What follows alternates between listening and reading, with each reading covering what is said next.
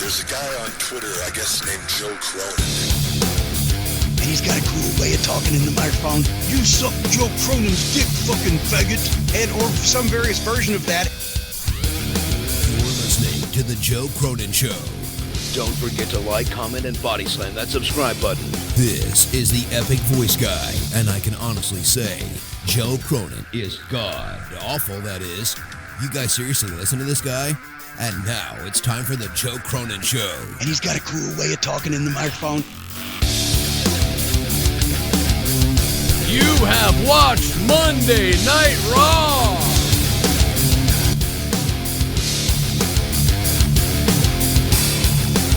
You most likely have a gigantic friggin' headache from watching Monday Night Raw, is my guess. If you watch Monday Night Raw. Hey, you know something I will say tonight?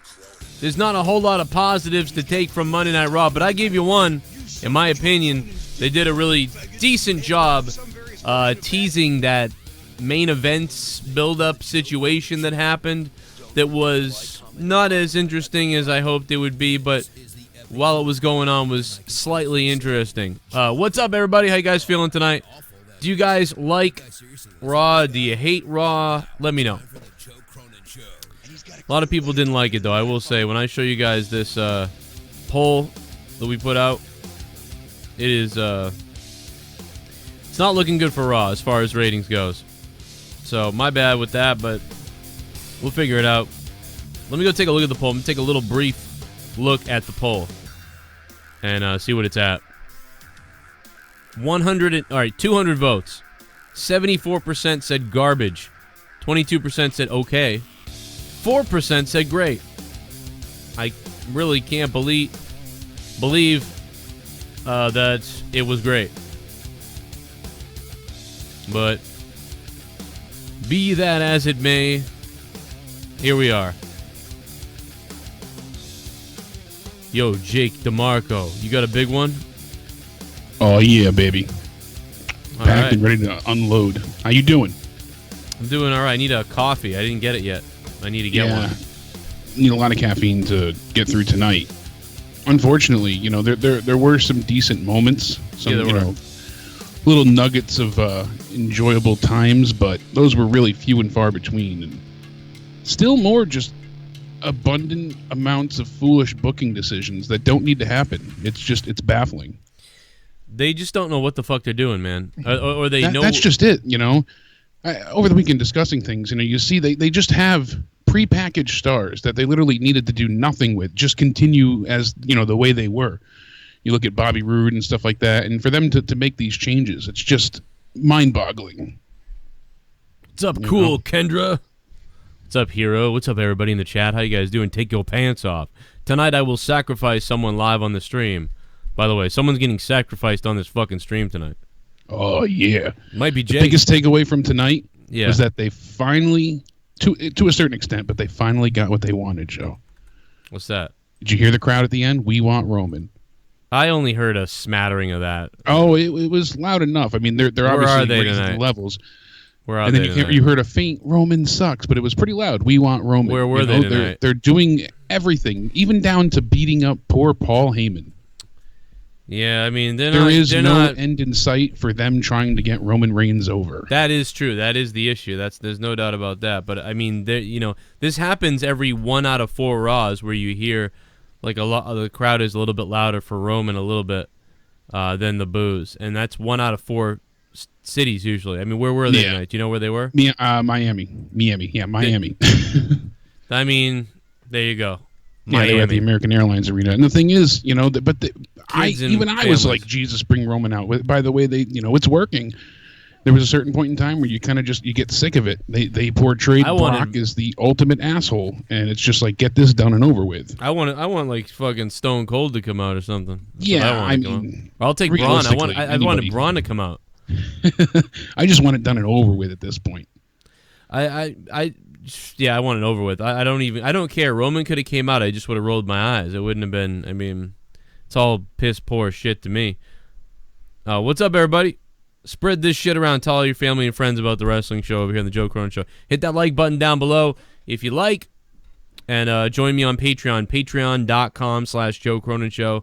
30 hours of bonus content a month, if not more, over on the Patreon. Me and Jesse are going to be working on After Dark on Patreon on a podcast. Tons of stuff is up there. More stuff to come. And let's start. Let's play a donation, see what people are doing here, and see if we can hear them. Fuck yeah, I got everyone's addresses, Mon! I got everyone's fucking addresses, Mon! It's over, finally. It's over. Finally, says Finn Balor. Yes, finally it's over, Finn.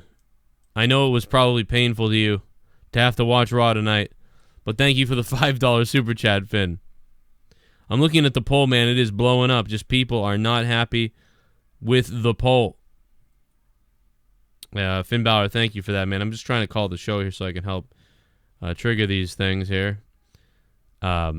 But yeah, man, so far the stuff I've seen is pretty much negativity. Some people said okay. I thought the end was all right, and I thought the story leading to the end was pretty good because it kind of was interesting to see what was going to happen. So I'll give them credit with holding interest as far as sort of the main event or whatever, if you want to call it that, which was just waiting to see if Lesnar was going to come to the ring. At least they did something, and that's the one thing that I will say that I was happy about tonight. But everything else, for the most part, was just kind of junked up, BS. But let me see if I can play one more of these. Fuck yeah, I got everyone's addresses, Mon! I got everyone's fucking addresses, Mon! Did you see Tonga Loa do promo at G1 introducing Tama and saying he didn't need to see ***KA fist in order to get over? That was funny. Is this the guy that's like talking a bunch of shit about Roman everywhere, Finn Balor? This guy's like talking all kinds of shit about Roman. Can you hear these now, Jake? Yep, finally just worked. Yeah, Tama Tonga from the Bullet Club, went ahead and he was even doing like the cocking of his fist for the Superman punch, and it's real funny.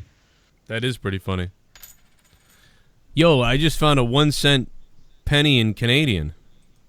Oh, you're rich then. I mean, I've got a bunch of these. Of the country. I'm not rich, but I'm wondering like if the thing has like some kind of old disease from back in the 1912s. I don't know what that. There it is. 1912. I've got one that's 1860. Pretty good. Damn thing's been around since 1912. Look at this old fuck. Anyway. But anyway, so let's start us off at the beginning of Raw. Why don't you, I'll let you steer the ship tonight again. And Alrighty. I'll just go off of you. They did have graphics up acknowledging Nikolai Volkov and Brian Christopher Lawler. Right. So I did appreciate that. We get a thing of Brock being backstage with Paul Heyman. I was curious if they were going to go ahead and point out, his 488th day. Yep, of course they tout that as well. So Paul Heyman comes out, Roman comes out, usual kind of like fanfare moments, usual stuff, giving credit to Bobby Lashley, saying at least he's a real man and a real opponent and he respects him. And he finally brought up the UFC stuff. And it felt like too little too late. It was kind of baffling why they didn't do this weeks ago when it actually happened. It just felt really bizarre that they were waiting to capitalize on it for so long. It's kind of old news. I mean, granted, it's better to be said than not at all, I guess. But to me, I mean, we mentioned it weeks ago. Why didn't they bring this up when it happened? This is the biggest story on ESPN and in the, wrestling world at this point in time. Mention it. Say something. Anything, please. And we got none of it, so. Yeah, we got it tonight, but, maybe it's just because he was here tonight, so they just didn't care to... Yeah, I think they were waiting for a chance for him to kind of work in a rebuttal. And maybe they didn't quite know where things were going yet with UFC and Brock. That was some of the things I did hear, but, I mean, at least he finally brought it up, and they said that his, Lesnar's plan is to be a two-sport champion.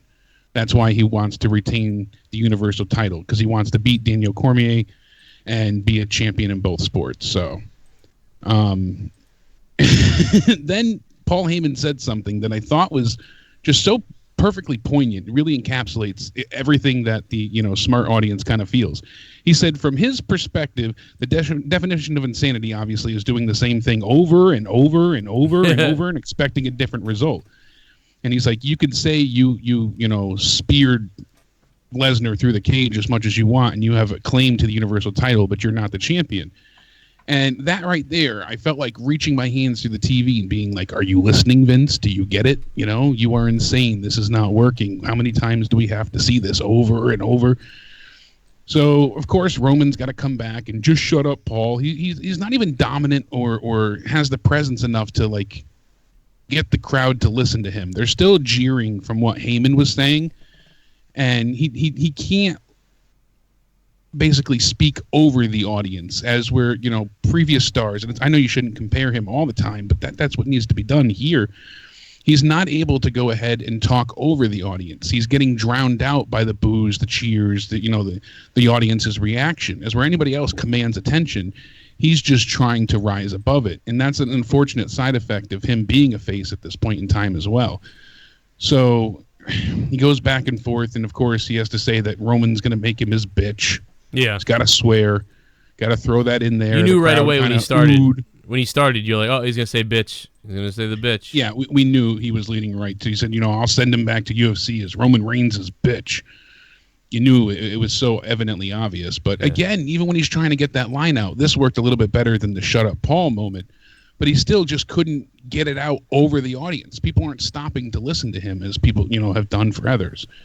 Still an okay segment. It wasn't bad. Roman didn't flounder around and stutter. They just continued to give him those crutches to make him stand out a bit more. They let him swear. You know, they let nobody him, else would say bitch except for Lesnar and Roman. Yeah, he gets to break the fourth wall.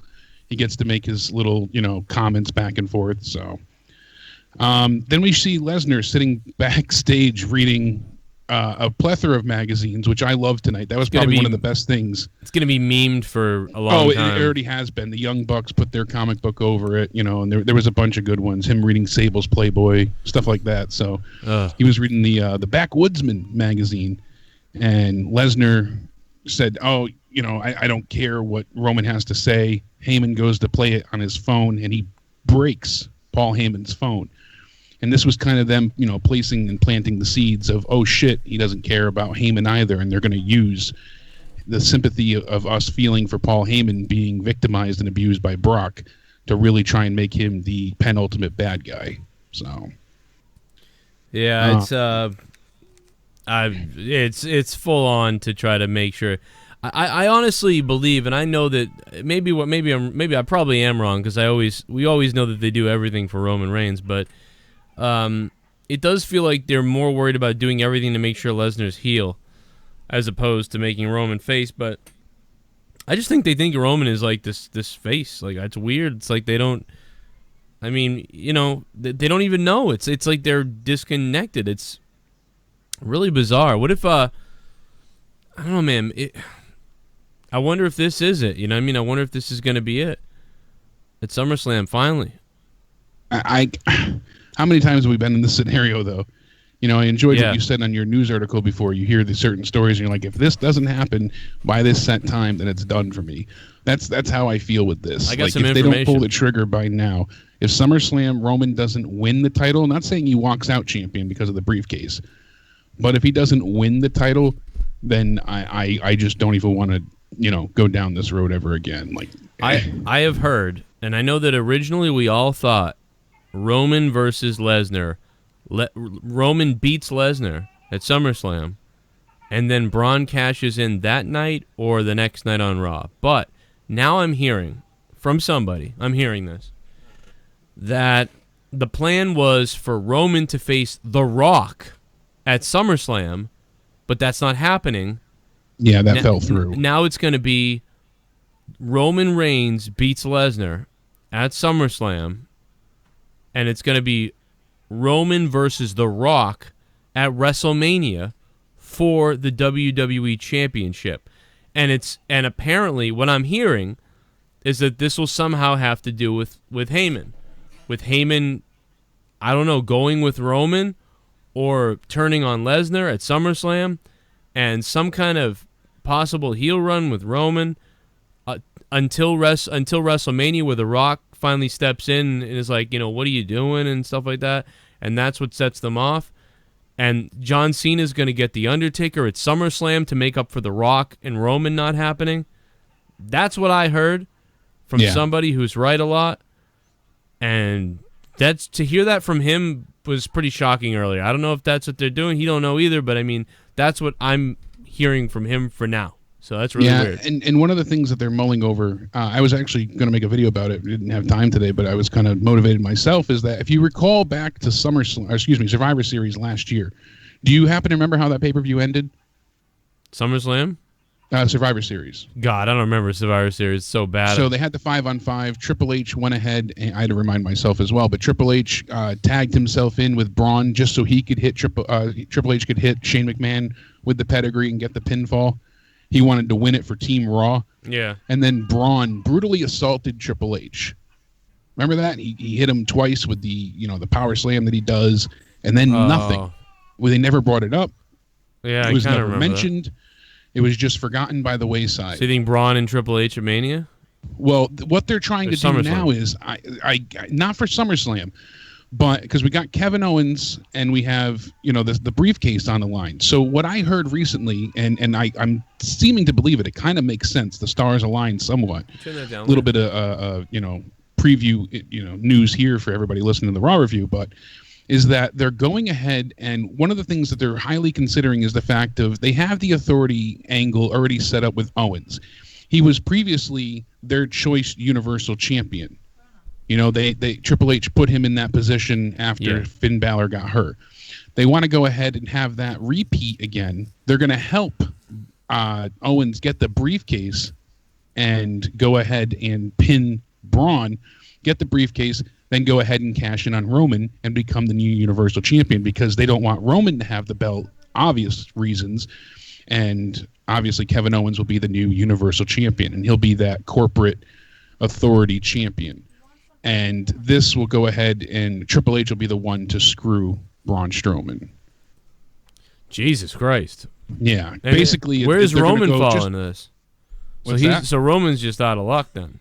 Roman is kind of going to be put on the back burner. He'll get his rematches. He'll go and build it to get him and Owens at Hell in a Cell, and they'll continue going forward. But the secondary storyline to it all is going to be Braun trying to get revenge on Triple H. All right. Well, there you go. Interesting. That could happen. We'll continue. And you figure they've done this before. They've done it multiple times where, look at the Rousey thing. We didn't see any mention of it for how long? Yeah. Then she gets in the company. They do this where they like to harken back. So it makes perfect sense, too, that Triple H got his ass kicked by Braun, and we heard nothing about it all this time. Now Braun has the briefcase. He's got his chance to go ahead and become champion. And then what happens? Nothing. That's a good point. They could, so they go ahead, they screw him over. It leads to them having a match at Mania. Before I play this donation, everybody, how great did Ronda look tonight, and how horseshit did Bobby Lashley look tonight? Wow. It's no life. Thanks for subscribing to the channel, man. Have a beer. We got a bunch of donations coming in now. This is people are pissed, I think, tonight. I think they tried to have some kind of tease to the main event, and I think they had some intrigue there. They did a good job holding your attention for that, but in the end, what happened at the end was kind of dumb. ShiBUM! We'll see. The one fucking time WWE gets a "we want Roman" chant, and they don't bring him out. Lol, WWE is ridiculously terrible at booking this guy. All that heat building on Brock all night for nothing. Yeah. I'm no Roman fan, but the way they book him is awful. 0 tenths. Wow, Mr. Mammoth. Mr. Mammoth, thanks for becoming a $5 shit bum, as always, Mr. Mammoth. Yeah, it really did have the feeling that he was going to show up. Like, the music was going to hit and people were going to freak out. Or maybe, like, Braun was going to come out and then Roman come out making each other's way. No, I won't give in, I won't give in till I'm victorious. And I will defend, I will defend.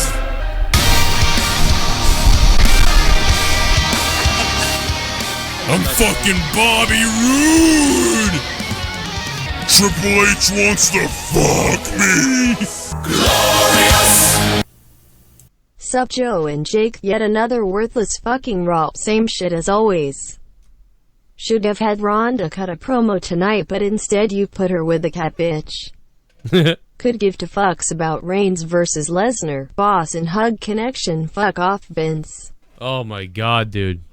1.5 out of 10 from Triple Gaming with the giant $24 Glorious donation. Yeah, man.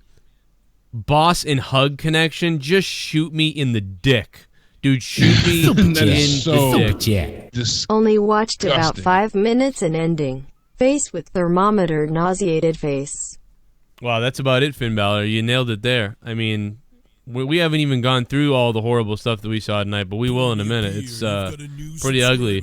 Douglas Bell, thanks for subscribing, guys. Take the time right now to hit that sub button down below. Don't miss out on the daily wrestling videos, the news, whatever. Did you like Raw tonight? It's cool if you did. I think you're nuts, but you fucking okay.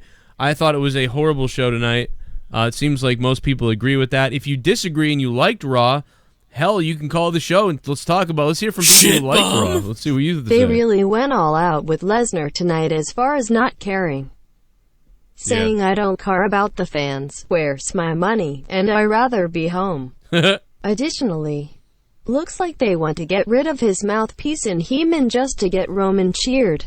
Yeah. Pathetic. You wonder Joe Cronin's cock must win. Well, number one, you get the heat on Lesnar because people like Heyman. You heard the people screaming for Heyman when he came out there. So they like Heyman, so you heard Heyman, and now you don't have Heyman. And if you don't have Heyman, yeah, then there you go. Then people will cheer for, I don't know, maybe. It's really bizarre, man. Oh, my God, it's Haskell, 420. My name is Kane, and I'm donating. That's gonna be Kane. Yo, Joe and Jake, fellow JCS Army members in the chat. Yo. Fuck. Another BS night of wasted opportunities. Braun should have come out at the end at least, as the fans would have lost their shit. Sacrifices. Do what I've done for 30 years. Sacrifice a chicken cutlet. Haskell 420, thanks, man. You got a great point. See, I thought Braun was going to come out, and at the very last second, Brock was going to throw Heyman at him or something and then get out of the ring. You know, and then he was going to, I don't even know, man. But I guess they just wanted to stay away from all that because they didn't want Braun, Brock, or Roman to, to look bad. 1, 2, kick out. 3, this booking should have been for WrestleMania. And asshole Brock is effective enough to get Roman over. Vince gets his wish. Joe, did you see my tweet? I tagged Road Dogg and Triple H. Goon books WrestleMania 35. The Goon. Goon, were you the one that had everything written down in a notepad? I didn't read any of it yet, but I did see that and made a note like, oh, I'll read what he has later. So Fuck Goon, yeah, I got everyone's addresses, man. I got everyone's fucking addresses, man. Show was okay, almost dozed. Want to shoot Lashley with the bug salt shotgun SMH. I'm tired. Austin 316 forever. OMG at the authors of shit. Angel That's how they're doing it. Pimentel with the $5 donation, Okay, man. Thank you very much. Appreciate that. Thanks for the $5. Hey, real quick, I'm going to grab my coffee because it's done, and I need to wake up like a motherfucker. But I'm going to put Mark on the phone with Jake, and I'll be right back. What's up, Mark? How you doing, bro? Mark Cuban's on the phone. What's up, Jake? What's up, Joe? How you doing? Good. How you doing? How was the show live in person? The show live in person was actually better than it probably was portrayed over on TV. Oh, I'm sure. You always got a few point differential there. Now, did anything happen after Raw went off the air? It ended for us. Yeah, when Lesnar was walking back up the ramp. So. Okay, so what did you guys last see? Like, what did they do when they went off the air? We saw Kurt Angle get F5'd. We saw Heyman get attacked, and then Brock walked up the ramp with the title. That's where it ended. Okay. After that, Lesnar went back into the backstage basically, and then Baron Corbin was by the ringside, and he basically told Roman, well, "I got sucker punched by Roman, and then I want a piece of Roman." And then Finn Balor came out. They had like this impromptu match. McIntyre came out without his entrance, and then Ziggler came out, and then of course they did the Seth Rollins entrance again, and they basically had an impromptu match where Seth Rollins and what's his name? Seth Rollins and Finn Balor won, and then they basically just ended the show and told everybody to have a good night and drive safe, basically. Yeah, they send everybody home happy. Yeah, Finn can win when the cameras go off. That's how it works. Of course. Exactly, which is dumb. Also, the dark matches to begin the night, there was, I have it. Give me a minute, Jake, because I have it in my notes, and my phone's about to die too, so I just wanted to let you know. No worries. So That's why I'm trying to let you get in as much as possible. So the dark matches were Zack Ryder and Mike Kanellis, which I did not see. Jason won that match. Zack Ryder won. Zack Ryder. Yeah, I figured. Zack Ryder won that match. Yeah, and then also the other match was Tyler Breeze versus Kurt Hawkins, and Kurt Hawkins lost again. Yeah, of course. That losing streak is going to continue. Yeah. So that's basically it. My overall show, because my phone is dying too, so I just want to make this quick. Yeah, I'm probably not going to stay on the phone long enough for Joe to hear me, but he can hear it back on the replay. Yeah, absolutely. My overall probably rating for the show, I give it was a 7 out of 10. Okay. Because it was okay, but obviously that's because I was there live. And when I know that part when Bobby Lashley was singing, that definitely did not go well over with the crowd either, because the crowd was clapping, but like it was so dumb. I was like, that's the cookie cutter shit that I knew was going to happen tonight. Yeah, that's the stuff that you're embarrassed to let other people know you're watching. Exactly. Yeah, that's unfortunate, but that was definitely a glaring moment of the night that really stood out for all the wrong reasons. Definitely. And one other thing that I wanted to mention. Enjoyed? Yeah, what's that? Well, obviously, aside from the Seth match, Seth and Drew killed it, even though freaking Ziggler interfered. But aside from that, they're putting on great match after great match. That's a given. Exactly. But aside from that, John, can you turn on the radio? Aside from that, it had its moments. Raw had its moments. There was during the B team match and during that first match that happened between Finn Balor and Corbin, I believe it was, right after Roman started talking at the beginning of the show. They ran that match way too long, and we started a "This is boring" chant, because it really was, this is boring. And also during the B team match, people were screaming CM Punk and Rusev Day. That's how uninvested people were in that match as well. Well, I believe it. People are going to get a little bit frustrated. I mean, the opening bout was a decent match. It was pretty good, but I don't know. It's just the thing is, when you've seen these matches repeat over and over, week in, week out, same thing, just with people trading victories. And the sad thing is, between Finn and Corbin, 3/4, if not, 5/7, if you really want to get into it, excuse my math, all that match was rinse and repeat of everything we've seen before. There was no real change-ups in the motions and what had happened. The moveset and everything was the exact same. They went into the moves at the same points and times. They just stretched it out. We saw the deep six perform the same way. We saw the drop kicks and the running drop kicks. The crowd gave a pretty good reaction to that deep six. Yeah, that was a cool moment, but it's just things that we've seen with them over and over again. And we've seen the attempt at the coup de grace over and over again, things like that. And just the fact that he hit the end of days finisher at the end and scored the clean pinfall, that's the only change up in the match. But the rest of it, if you show me that match, I don't know which episode of Raw I'm watching. Yeah, exactly. That I feel the same way, Jake. Exactly. The other thing that I want to mention also is, because I know we've all talked about it, how the whole attendance factor and whatnot. Somebody over Twitter was telling me that they went to the Cincy show last week, and there was like the crowd was, I guess it was like half empty or whatnot when they were looking like higher up, where the places that they don't show on TV. Somebody over Twitter was telling me that the Cincy show was half empty.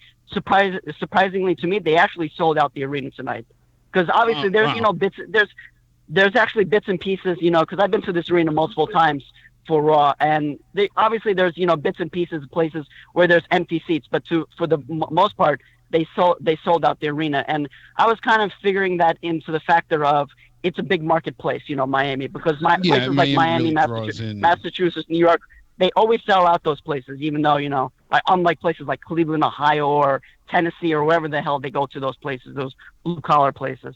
Yeah, it draws in a wide array of fans, and like you said, you're getting a big demographic mixed in together. So there's quite a few people that go ahead and show up to these shows.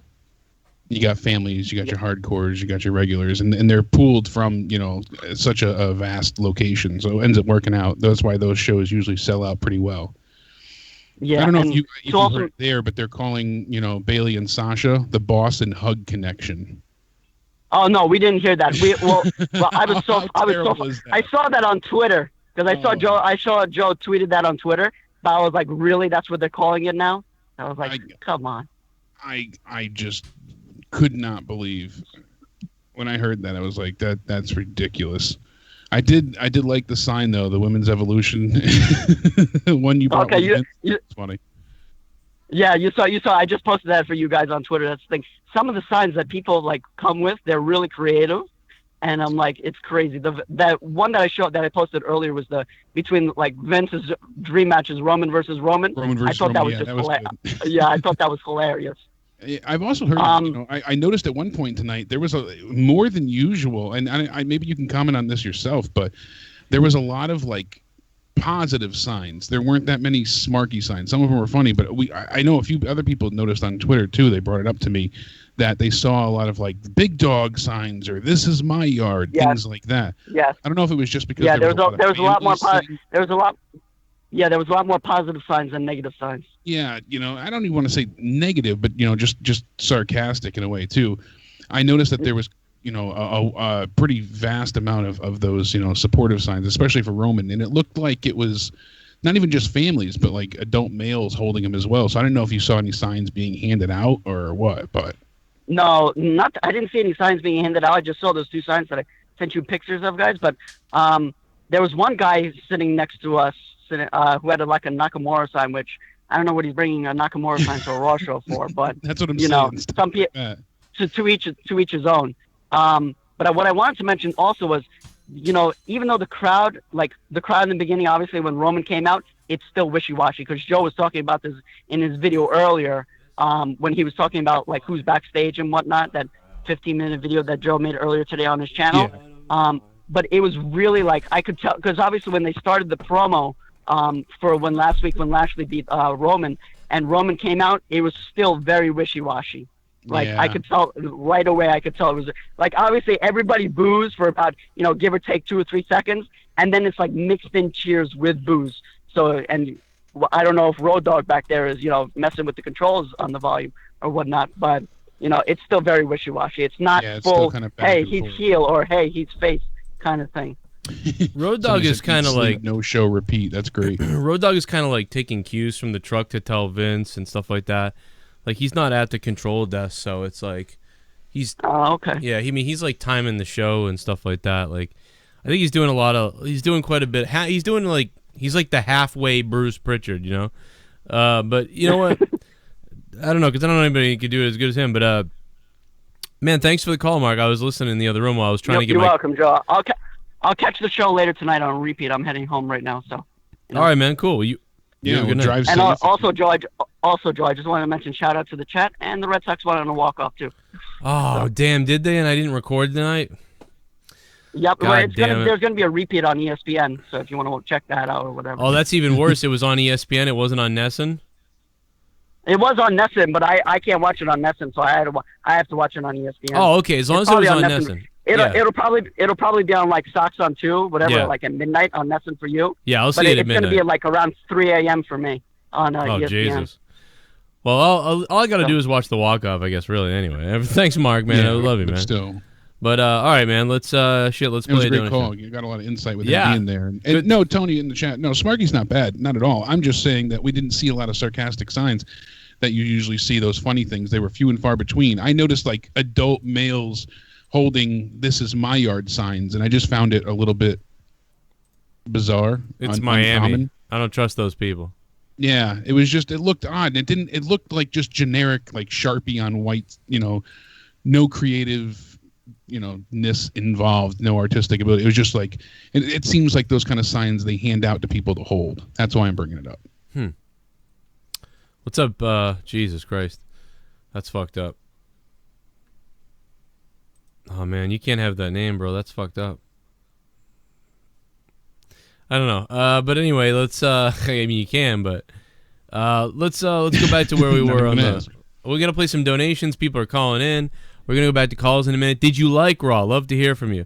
Let's go back to the beginning where we left off. Let's continue there. Do you remember where we were? Was after the opening or something? Yep, we went ahead and right off the bat we see Finn Balor come out As they're heading into commercial break, we come back and we get Finn Balor versus Baron Corbin. And my that's the God. thing. It's not a bad match, Joe, either, but I said, when Mark was on the phone, I don't know which one of their matches I'm watching because they're all the same. I mean, literally, they're hitting the same spots at the same time. Yeah. And we've seen them for weeks fight each other now over and over and over again. The only thing that changes is who wins at the end. Two things come to mind when I think of Baron Corbin. When I think of Baron Corbin's wrestling, three things. Boring, number one. Boring Corbin. Number two is the thing he does where he runs out of the ring, then runs back in the ring and clotheslines a guy that I think is just retarded. There's that. I think that's worse than what Dean does, where he recoils off the ropes. Yeah, it is, because that's instant, almost. So that's terrible. And then being rolled up. Those are the two things I think of when I think of Baron Corbin. I think of him being rolled up by somebody and losing, or him running outside the ring and running into the ring to clothesline them or whatever, which is kind of cool in a way, but whatever. So, and then Finn Balor, I picture that diving drop kick he does in the corner. I picture that and the coup de grace, and then the sling blade, and that's all I picture with him. It's so boring. That I'm gonna be 100% honest with you. I was 30 minutes late to Raw, and I came and started watching Raw, and I turned it on, and someone tweeted out 25 minutes or 22 minutes of this match. Are you kidding me? And I looked at who was in the match. I fast-forwarded it and went and caught up. I don't blame you.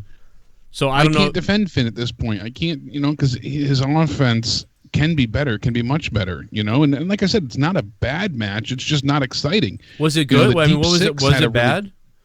I didn't see it. It wasn't bad. It was a good match between the two, but it's the same match.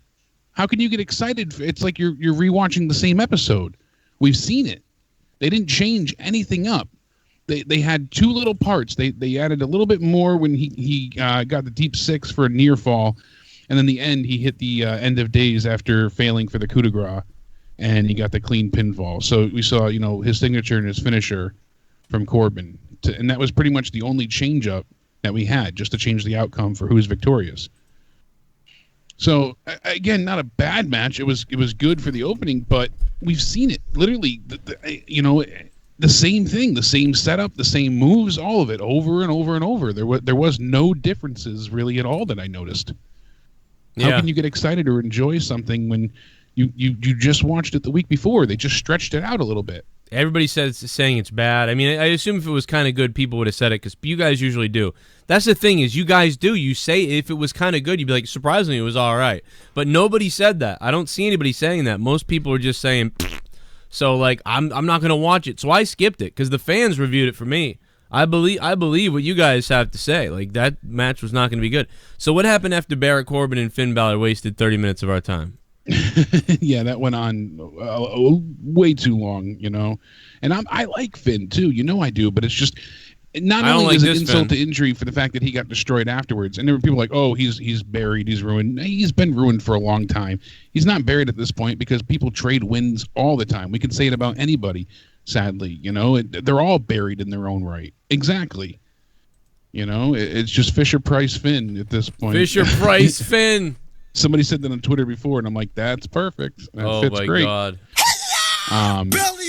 Yeah, then we get Paul Heyman saying that he needs a new phone backstage. Angle goes ahead, cuts in, and says, if Lesnar doesn't appear, your contract's terminated. Basically, you're fired.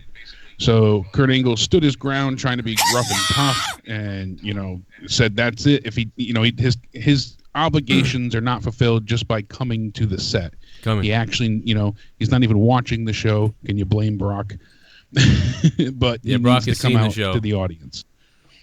Then we see Alicia Fox backstage preparing for her match. Oh my God! Just her craziness as always. It's entertaining, but that was funny. But what the fuck? It's just random that we see her now. We haven't seen her in months. So I wanted to rip Natalia's cat clothes off and beat her in the head with it. Right? Remember when she was flipping out entirely after matches and running up to fans and stealing their popcorn and stuff? That's the kind of stuff that we needed to see with her. But so Alexa Bliss does make note of the fact that Mickie James is injured, so she handpicked Alicia Fox to face Natalya, and she'll be out there in the corner. So we get Natalya versus Alicia Fox. Not a good match. Not good at all. Very stumbly. I thought that Natalya was going to break her neck when she almost fell out the ropes at one point. Like she tripped to the outside. That was a mess. It ends in chaos, basically. You know, Alicia Fox hit Natalya with the big boot after the distraction from Rousey and Bliss. And then Rousey chases Bliss into the ring afterwards and ends up getting her to the outside. She ends up hitting her Samoan drop onto Alicia Fox and then continues chasing Alexa Bliss on the outside, gets her hands on her, and then Alicia Fox pops right back up like she never got hit with anything. No sells the fact. I mean, I know she had to go and help Bliss, but it was just pretty, you know, noticeable that you just got your ass kicked 3 seconds ago. Now you're fine enough to help. But the crowd starts getting into it, you know, chanting for Rousey, but too little too late. And, you know, they get away blowing kisses to the crowd. So it's just, they got to do all they can to get to SummerSlam. I know that, but they did announce after this match had ended, we see Rousey go ahead and venting to Angle saying, this is ridiculous. I'm going to get suspended again if I don't get a match. So next week we're going to see Ronda Rousey versus Alicia Fox, and that's going to be in Jacksonville next week. So Jacksonville, Florida. Were they going to be in Jacksonville? Decent, but it's wait, they're going to be. They're in Jacksonville, so they're just staying in Florida right now, huh? Yeah, they're just hanging out for a little bit. That's really interesting. Rousey's first Raw match, though, is going to be against Alicia Fox. Go figure, I mean, we'll see you later. We'll see you later, Foxy. It's going to be a quick one, I bet. This smells like end of match, future endeavored. Like, I mean, I don't know, just yeah, it's got that aroma. No Hogan tonight, by the way. Everybody was like, "Oh, Hogan might be there," you know. And we said, "Well, he was filming a music video, I guess, in the area." Oh, okay. So he stopped into Raw. At least that's what I read before. He had stopped into Raw. What's the music video for? I don't know. I was trying to find out. It's the new Hulk Hogan rap, brother. I didn't get any other info, just that he was filming a music video. So, well, let's go to the donation real quick and see if we can see what's up with people. Super Chat Party. Steph, Shane will sell of when Vince dies high, 5 mil. Oh my God. Steph and Shane will sell when Vince dies. What's up, 5 mil? No, what's up, Why Always Me? Why Always Me? Man, imagine that. We haven't seen Shane in so long. I guess he was on the ramp, Jake said last week. But, you know, we really haven't seen him in forever. Like, what happened? Like, I thought he was, you know, he kind of got hurt, and then they were like, well, he'll be back, but he never came back. I don't quite understand what the hell is going on with Shane McMahon. He doesn't... Fuck yeah, I got everyone's addresses, man. I got everyone's fucking addresses, man. I would give Raw a 1/10 even though I haven't seen it since I'm at work. I am sure it was a snooze fest. I give him a higher just because they tried to have some sort of story at the beginning lead to the end. So I give them credit for trying to build interest to the main event. That's what I will give them credit for, trying to have some kind of arc for the night, which was sorely needed. Aru Shin Choo Choo Choo Choo. What's up, Aru? Aru Shin Choo. And there's a Republican with Scott's jism on his mouth. Aru, thanks for the donation, man. Yeah, you're not that far off, though, from what I heard from everybody. You know, from what everybody else has been saying. It's been not very good. Fuck yeah, I got everyone's addresses, man. I got everyone's fucking addresses, man. Who else thought for just a split second The Rock was coming out? Oh, Die, man. Lashley, die. Die, Lashley, die. Oh, my God. Thanks, man. Angel Pimentel. No, I did not think The Rock was coming out tonight at all, but I did, you know, we talked about The Rock in a video I made earlier today about, you know, WrestleMania and SummerSlam and all that stuff, but I thought somebody was going to come out at the end, either if it wasn't Roman or Braun. I would have rolled my eyes anyway, let me be honest. I mean, I'm just happy the show's over at this point. It was literally like watching 3 hours to see like 3 minutes of Lesnar just beat up Kurt Angle, I guess. It really, again, it's not very creative. Yeah, they had an arc, but it Fuck yeah, I got everyone's good. addresses, man. I got everyone's fucking addresses, man. Having repeat matches are okay when the time is right or if it makes sense. Man. But are they serious? I'd rather watch my Cardinals lose than this rerun BS. Rambo Mode 92. I agree, man. It's always repetitive stories we've seen before, dumbed down stories that we've seen before, dumbed down names and slogans that we've heard before, a la the Hug and Boss team, the connection, which is the Rock and Sock connection. Just eye-rolling and annoying and stupid, just like everything that they seem to come up with as far as Sasha and Bayley. They just can't stop being lame with these women. They can't stop doing it. Kavian Warak, what's up? How you doing? Thanks for subbing to the channel. We also got Zerk Talks subscribing to the channel. What's up to Zerk? And then we got a couple more donations popping up here. So we'll let Zerk pop up here, and then we'll get back to the what's up, Zerk? Drink a beer, baby. Hit that sub button. We're going up. Going up. Hundreds of subs every week. It's going up. And we're drinking contaminated beer, too. Right out of this tab. This dirty tab that hasn't been cleaned in about 300 weeks. Look at that beer. It's just, I'm lusting for that alcohol down my throat. A nice cold beer after watching Raw. Super Chat Party. They need to repackage the B team with Arn Anderson. The B team with Arn Anderson. I don't know, man. I mean, they already got the Revival looking like Arn Anderson throwback. You know, I don't know. Yeah. Do you like the B? What do you think about that? I mean, well, I don't even know if that's what next, but it seems like it's like the Revival isn't really established yet enough. Like, they don't have a lot of heat on them, really. They just kind of seem like the bad guy team. The B team is fairly popular, but not fully, and it just feels like a letdown. Remember when the Revival was destroying it on NXT? Like, they had these... Oh, yeah. Even when they, first started to come up, I'm like, oh, they got a chance. And we saw Jason Jordan and Chad Gable, the SmackDown champions, and they were having great feuds with the Usos. Would you suck it? I would suck. The Hardy Boys returned. Like, the tag division was looking really solid. Not this year's main event, last year. The year before. Wouldn't you suck a dick just to have Chad Gable and Jordan versus the Revival again? I mean... Oh, I know. And the Usos. Like, the Usos, the Revival, and Chad Gable and Jordan, I don't even remember their name anymore. The American Alpha? Was it American Alpha? Yeah. Yeah, American Alpha. Those three teams right there were really starting to show us something, and then it seemed like they were building, and then just... It seems like every 6 months they're like, let's destroy the tag division. Oh, let's just knock it down. Everybody and bury them into oblivion. You want to talk buried? That's the epitomized definition. And I want to elucidate this as much as possible here. I want to see the tag division succeed, but I don't see how in the near future that they'll have any success whatsoever. No, I can't foresee how they're going to come out of this rut right now. I'm baffled, honestly.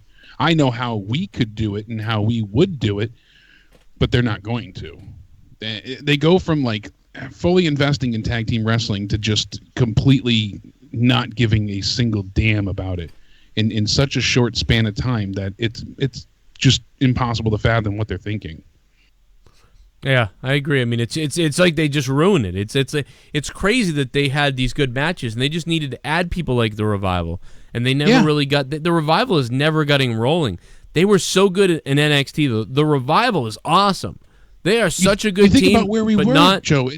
You got the Revival coming in, and then we even Enzo and Cass were interesting, and the Vaudevillains, and we're like, okay, we're starting to breathe new life into the tag division, and we're adding fresh faces, so we're going to have new interesting feuds. And oh my God, the Hardys are back, and the Club are tag team champions on Raw, and there was like just a world of possibilities. And then we see things like, oh well, we're just going to bring back the Shield and give them the titles, or we're going to bring back Team Hell No for their run at the titles. And that's I think when the Shield returned is when the tag titles went to them, that it really started to go to hell. It's all gimmicky. It's all been gimmicky tag teams now. Like kind of like, this team's how can we pair people up, especially with Jason Jordan and Seth Rollins? That was a disaster. That was a mess.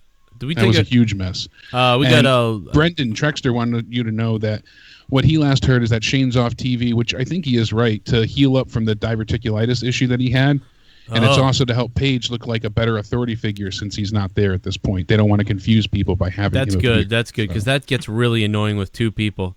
That's the problem now. I think Corbin's better fitting into his role. Yeah, he's starting to become a better presence as the constable. I kind of like it now. At first it didn't seem right at all. Now they've found it. It's like the first season of a bad series that gets good. Yeah, I think he's doing a lot better. This is the best he's been because he's got something going on. Everything else was horrible. Luke Rojas. Hey, what's up? What's up, baby? Let me say something. Yo. Brock Lesnar segment, his acting was so bad that I thought it was great because uncanny. Because I looked at the thumbnail for the YouTube video they had for it, and it's like Brock Lesnar and Paul Heyman sitting on a couch in a medium shot where Brock Lesnar is holding up a Hunter's magazine with the fucking title. It's just like the funniest. It's just like so. What? Like you wouldn't think they would ever put Brock Lesnar in that type of segment, and he's just kind of sitting there on a leather couch, just lounging around. And then the funniest thing that he said was, "I don't watch the show, Paul. Why would I watch the show?" And I'm like, why would you watch the show at this point? Why would you give a damn? Yeah. That's what about 300,000 other people said, and they stopped watching 2 months ago. But yeah, it'd be funny if... yeah. The show actually made me root for Brock Lesnar because everything he did tonight was so funny because it was just awful that I loved it more than anything Roman said. It's like it was so bad it was good. Yeah. You know what I mean? And I did like the stuff they had with Brock. You know, no matter how much I despise him, I don't want to see it suck. It's just... Despise him? Despise him. I just, despise like Blue Easy said, you could tell Brock hates the PG era. I don't think it's just the PG era. I just think he hates the current locker room setting, and that's one of the things that's off-putting. But then again, if you step into his shoes, can you blame him? Brock Lesnar, so like when he's a heel, like I can't take him seriously because first of all, he sounds like your dad trying to act like the bad guy because he's got such an unintimidating voice. It's just his like face and body is intimidating. So when he was acting like a heel tonight, saying, "I don't care about the WWE universe," it's like I couldn't take him seriously because he had like this big smirk on his face the entire time. Like he was about to just start it looked like he was about to start laughing at any second because he just didn't take anything seriously. What I mean? It'd be funny if you just like, Paul, this show sucks. Like I would have fucking died laughing if you said that. Oh my God, man. The steak that Brock Lesnar mentioned, he's like, "Go get me a steak with mashed potatoes and boiled broccoli." I'm like, that line I liked. That was funny. That meal was more interesting than anything on Raw. The past 6 weeks. All they got to do is release the video of like the deer crying when Lesnar doesn't shoot it the right way all the way. Then when he comes over and then he steps on its head, just release the footage of that. You'll get some heat on him for that. Puts Roman Reigns' vest on it. Oh my God, Roman. That's gonna be you, Roman. Except I'm not gonna eat you. I'm just gonna throw you out. Oh, it's stupid. He throws them in comedic fashion. Brock Lesnar is like Bane from Batman and Robin. Whatever the fuck Brock does. Anyway, where else? Rojas. What else did we? Thank you, Rojas, for the call, man. Love you. What else did we? Where were we at here? Sasha Bailey. Let's see. Elias comes out and they go right to a commercial. They're like, "Elias," JoJo says, "Ladies and gentlemen, Elias," and then it's like, "Oh, when we get back from commercial break." Why do that? I know they want to keep people watching, but that just drives me nuts.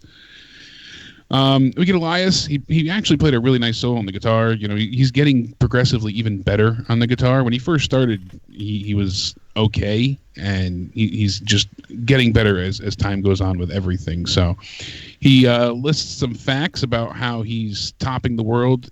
Some of the, he beat out some of the best artists out there today, like Post Malone and Taylor Swift. Yeah. He got one hell of a reaction when he first, did the Walk with the Elias thing, and he said that, I like this line too, that he could have beaten Drake and been number one on the charts, but he blames everybody for interrupting him, especially Bobby Lashley. And he's going on and on saying, like, oh, you shouldn't worship garbage musicians, I think was a line, like Pitbull. And this is when he brings up, he said, you fans shouldn't love The Rock, and The Rock wants no part of Elias, and Elias wrote a song about The Rock. And just as he gets into it, everyone's chanting Rock, Rocky, things like that. We get Bobby Lashley to come out. Fans still seem like they were all for it at this point. They're enjoying it. And then he says, I'm going to invite you to sing with me. And I just, oh my God. I hate saying that cringe, but it was just so cringeworthy. And what was he saying again? He was like, tweet, and then he forgot. Yeah, Rockin' Robin. And I had tweeted out myself at this point, speaking of tweet, I said, dear God, is Lashley really singing? I was like, they finally got to him, Joe. They got to him. Yep. They were like, nope, you're black. You're going to sing. Yeah, you're going to shuck and jive all the way to the bank for us at this point.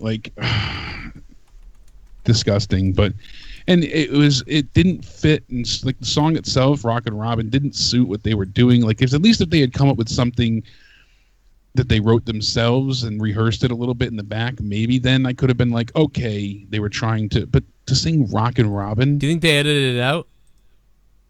Let's find out if they edited it out. Let's listen, right? To whatever you have to say. Where is it? Well, Elias, first of all, I'm a big fan. Wait, where? Yeah, they edited it out, I think. They edited that whole part out. Oh my God. Of him singing. Course. I think. I wouldn't doubt it if they did. Trying to find it. So, Lashley joins in. Elias then drops his guitar mid-riff and just waffles him with it from behind. Oh, they skipped it. They just went right into it was as if Bobby came out and then they looked at each other and Elias was going to play a song and then he just started going after Bobby. Oh, so my Elias God. Gives him a stiff forearm and he said, I forget what they said here. They said something that Michael Cole had said, and it was really, really stupid. Hold on, I know I have all these notes here, but he said Cole said that Elias seemed embarrassed by the performance and is taking it out on Lashley.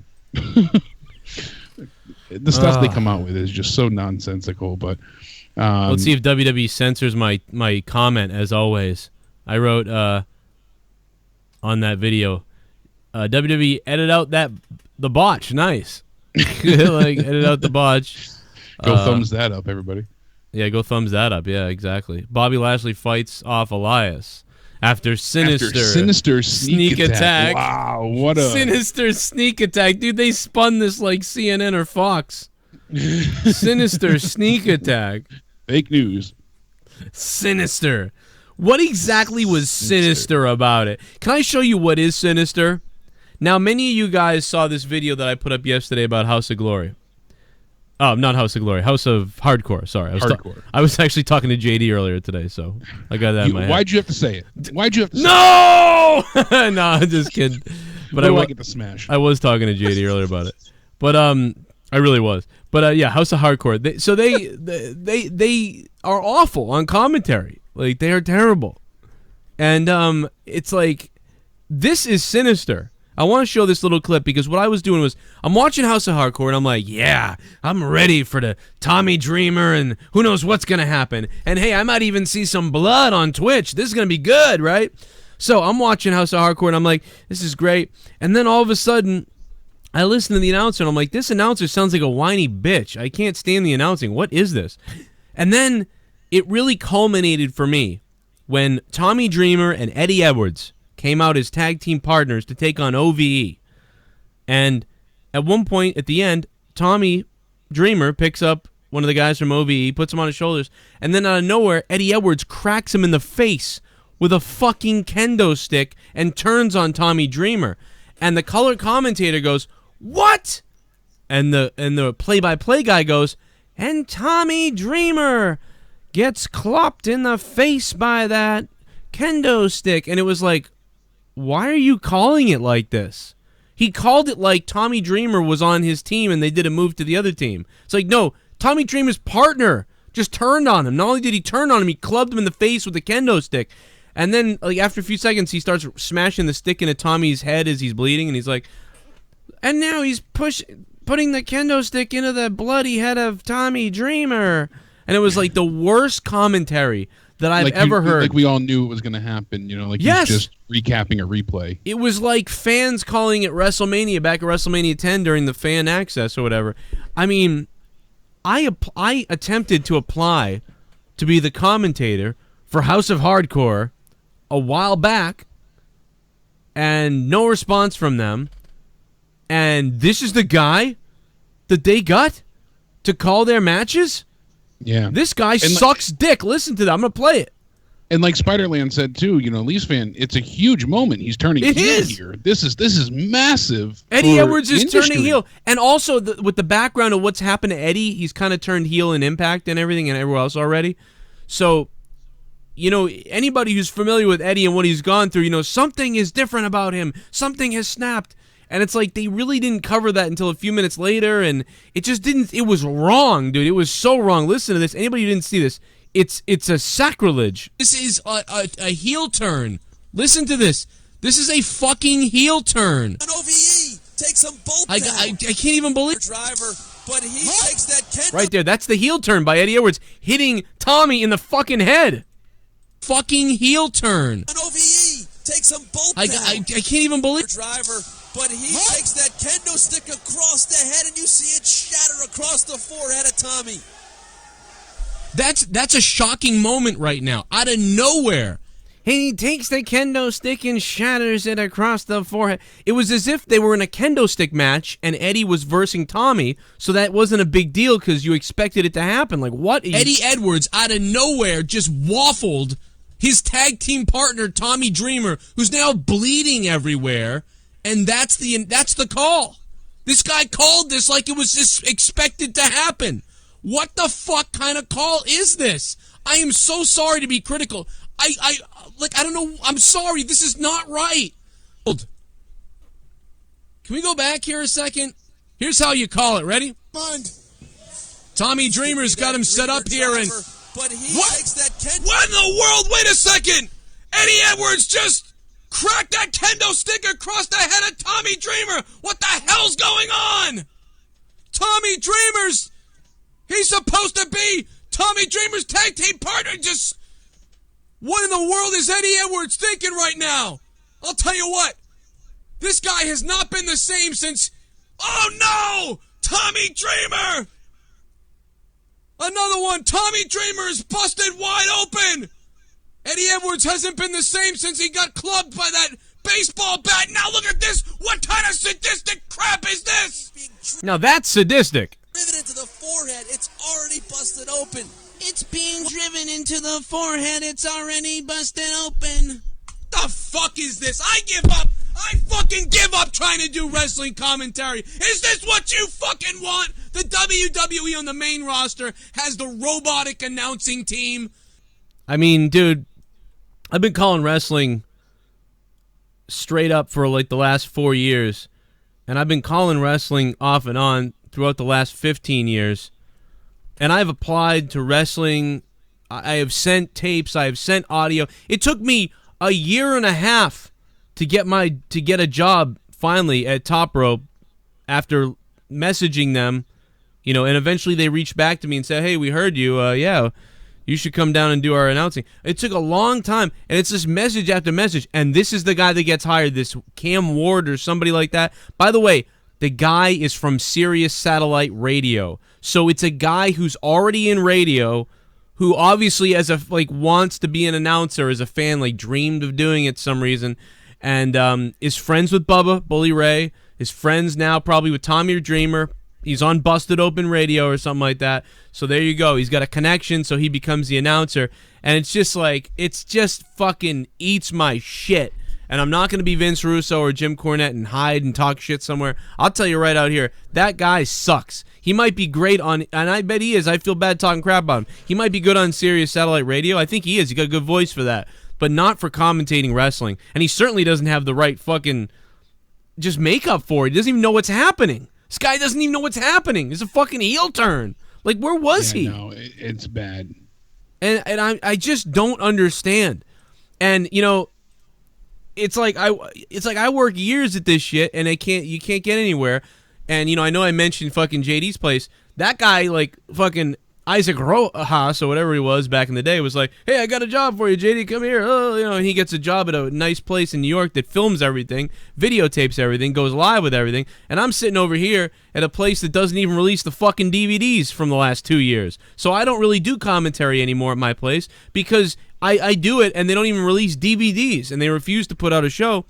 It's just, I don't understand it. House of Hardcore, I fucking messaged them 100,000 times. And this is what you got at House of Hardcore. I don't even care if they didn't hire me. Hire anybody else. Yeah, somebody better. There's got to be somebody. Anybody. I could not watch the show because I was like, this commentary is not matching up with what's going on. I'm not a big fan of Joey Styles either. He was a solo commentator. I'm not a big fan of Joey Styles. But Joey Styles, you know what I mean? Like, Eddie Edwards just cracked Tommy Dreamer. Oh my God! Like, that would have been better. Even though I'm not a big fan of Joey, that would have been better. Much better. Way better. Miles better than Eddie Edwards. Can you imagine if Stone Cold turns on, who the fuck? Let's think of a heel turn. Like Shawn Michaels gets thrown through the barbershop window. I mean, Jannetty gets thrown through the barbershop window by Michaels, and the call is, and oh my goodness, Shawn Michaels threw Marty Jannetty through the window. Like, no, you're not shocked at all. This is shocking. He called it like it was fake. Dude, that guy should be... Like, if he called that match like that and it was broadcast like it was on Twitch, and please tell me that was live. Please tell me that was a live commentary. Because I think it was, but I'm not positive. If that is not a live commentary, who the fuck let that go on the air? I mean, there's no fucking way. There's no fucking way. Anybody is a better commentator than that fucking guy. Anybody. And Mitch Connor, you're banned now because you're a fucking faggot. And you couldn't just shut your mouth about fucking dildo all night. You just couldn't shut the fuck up. You got the guy's name in your mouth every second. That's all you say in the chat. All you say over and over again. Dude, eat a goddamn dick, you faggot. He didn't say that. I don't believe you. You're not some smart dude. You're a fucking loser faggot, just like all the other guys that were coming in here the other day telling me bullshit about things that somebody said that they didn't say. So I hope your fucking mother dies in a car wreck, motherfucker. Okay? Now let's play the donations. Give me a beer. You've got a new subscriber. Serious serious WWE fan, as opposed to not serious fans. I wish I was a not serious fan, because then I probably wouldn't have these shows. Well, then I would have no life and no money, and I'd be in a gutter somewhere. So thank you guys for the donations. If you want to donate, the link is down below in the description box, or you can use the $sign to super chat. All the amounts are listed in the. Couldn't do it tonight. Joe tuned out Spoon as I heard the theme music play. Fuck the system. A data data data dada waited data data sada cunt munch. What the fuck? What was that? Shy God. Dada dada dada dada. That was Shy God, man. Footages. See you, Hamel Farb. See you, Ken. See you, Leah. God damn it. Thank you, Shy God. Fuck yeah, I got everyone's addresses. Hey, what's FouseyTube up to, man? Where is he? Oh, I don't have the clip? Aw. I wish I had the clip, man. I would have played the shit out of that. Shy God, thank you for that, bro. Thank you for that, dude. Matt the Misfit said that announcer also replaced Kevin Kelly for Ring of Honor as well, so. What? Wait. Wait, what? Say that again? The guy from Twitch from the House of Hardcore. Yeah. I forget his name, the one you can't Cam. stand. Yeah. He went ahead and he's replacing Kevin Kelly for Ring of Honor as well. What? What happened to, what's his name? The other guy. I don't know. That's what Matt the Misfit just said in the chat, so that sucks if that's the case. Are you kidding me, dude? How do these people get into these positions? How do they get these positions? Josh Shogren, what's up? Thanks for subbing to the channel. How do I not get hired for these positions or somewhere? Like, who is this guy? He's horrible. Like, what? I can't even tell. Like, what is going on? This is so bad. I would do it for free. Yeah, no doubt. At this point, I would do it for free, man.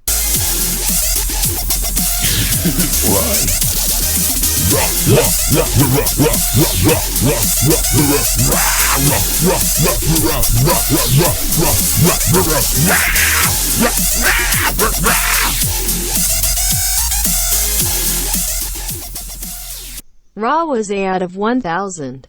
Lesnar is done with the WWE after SummerSlam. Mirov. Jake, the guy who told you the show was a 7/10 is a dumbass. I hope Vince McMahon's balls gets chopped off tonight and just dies. Oh my God, Vince, man. you old fart, I hope you die. Die, Vince, die. Jesus Christ, man. Mirov, thanks for the $4. For a second, I thought he was giving it a 7 out of 10. I was like, oh, like I was losing my mind.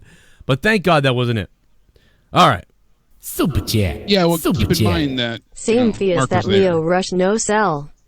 Yeah, I didn't like that. I hated that, by the way. I didn't enjoy that. Thank you, Shy God. Man, that was, I don't know. I just felt Are you and JD boys again, and what do you think about CM Punk maybe heading to G1 in Madison Square Garden? Hashtag Joe versus CM Punk. thank you, Mirov. Just being civil. We might. I don't know if I'm going to go to the G1 or anything. Thank you, Mirov. Hey, Russell Scott. Vince McMahon is running things, dude. You're out of your mind, Thank bro. you, Joe, for taking my call. Great speaking to you both Mack. earlier. I had to donate to you on a night like this, Joe. Have a good night, Joe and Jake. Shout out to the chat. Hell yeah. Yo, Mark, thanks, bro. Thanks, Mark, for the 316. Yeah, creatively, Vince McMahon is running the company. So whoever says that is lying. Says that anything other than that is lying. Vince is definitely still running the deal. Pour me a beer. You've got a new subscriber. Taya Pathan, thank you very much for the subscribe. What's up? How you doing, man? Have a drink. Have a drink. Drink it up. Are you? What happened to the guy with the glasses? I know a lot of people that are friends with him that does the commentary for. What the hell's his name? I can't think of his name. The ROH guy. Someone tell me. He's the younger guy. Yeah, somebody in the chat will know. My brain's on autopilot today. So, trying to find out where we left off. Boss buddies. Kevin Owens backstage is pleading with Baron Corbin, saying, first he tries to butter him up, saying like, "Oh, my son looks up to you," and finally there's a role model that's interesting and authority figure he can respect. And he says, make sure Brock doesn't go out there because then Braun's going to try and cash in. And kind of in a good sense, Corbin says that I'll do what I can, but until you beat him, that contract belongs to Braun and that's his. So that's a little bit of story that we haven't gotten, and it's good because here I'm thinking, now I know what happened the rest of the night, but here I'm thinking, oh, all right, they're trying to plant the seeds of doubt. So maybe Brock will come out, Braun will fake cash in, do the quick attempt, and then Owens will screw that up for him just to build more towards their SummerSlam moment, And we could even see Owens eat the F5 or something for his troubles, but that's not what happened at all. And it's kind of just disconcerting at the same time because there's Braun saying that, the first chance I get, I'm going to cash in. I'm going to take down Lesnar. He's never here, so when he shows up, I'll get, And then there's Lesnar walking out to the ring and no Braun. And it's not like Braun's incapacitated. Raw was a 0, yet Jake is a dime piece as usual. You know it, baby. God damn. Thank you very much. C.E. Moore. Yeah, Seymour. Seymour got heat with Kenny Boy. Thank you. What's up, Seymour? How you doing? Sexy bastard. What are they doing, man? So now we get Braun Strowman versus Jinder Mahal, and Owens comes to ringside, grabs the briefcase. Ian Riccaboni. Thank you. It's Ian Riccaboni. I know. Ian's a good guy. Yeah. So Ian Riccaboni's leaving Ring of Honor? Yeah. Why? I don't know. That sucks, though. God damn it. I couldn't think of his name. So much for all the people I know in Ring of Honor, man. Hey, we need a new announcer. Let's hire this guy that doesn't know anything. Jesus Christ. It's just I don't know, man. I'm starting to get angry, man. I'm starting to, the Bible, whatever the stupid Bible says about coveting shit. Like I am breaking all the laws right now because I'm pissed. I'm not even religious, but I'm just looking over at people and I'm going, that's just like, I never usually think that because I usually think I kind of suck at shit. But I'm like, I'm looking at the people that are coming into these places and I'm just like, this is crazy. This is crazy to me that these people are hired and they can't really call stuff. And it's very bizarre to me. Yeah. That's kind of been, I think it's the theme of the day today because it's been happening. I'm usually you shut the fuck up about JD in the chat, dude? What the fuck are you fucking retard idiots doing, bro? Like, shut the fuck up. This is not his fucking show. It's not his fucking channel. I'm just fucking aggravated as fuck by this chat right now. What the fuck with you retards? Dude, get the fuck out of here. Suck his dick already, dude. Go fucking stalk him some more, you creepy fucks. Like, I think it's more or less. Do you need a just dick? Want to know, oh, are you talking? No, you bet. Like, do you need a dick in his ass? Do you want to fuck him? Like, do you want me to call him, bring him over here so he can fuck all you guys in the mouth, bro? What the fuck, dude? Yeah, I can see your tab, man. I can see your tab. I mean, really, is this what you want to do, man? Is this what we want to fucking talk about all day? In the fucking chat, bro? Shut the fuck up. Here, I'm going to give you fucking 30 seconds of silence to think about it.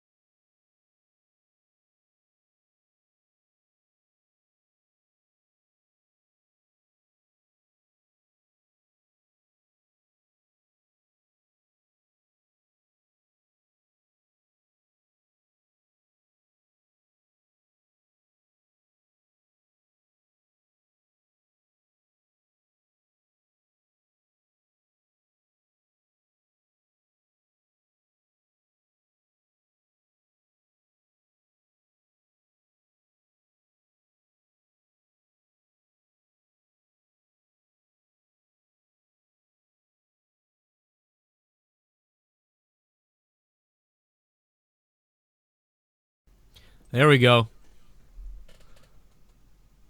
All right, now there's no chat. There you go. Everybody's in timeout. Until I sort through all the fucking retards that need to be banned. Okay.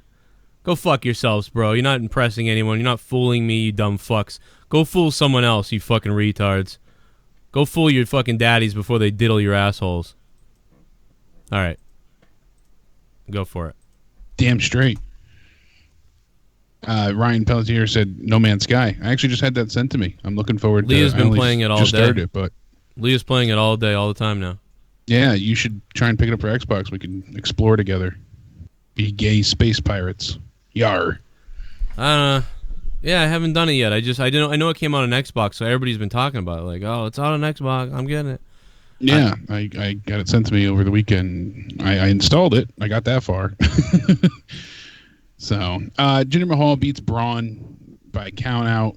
It's a minute and 35-second match. Really pointless.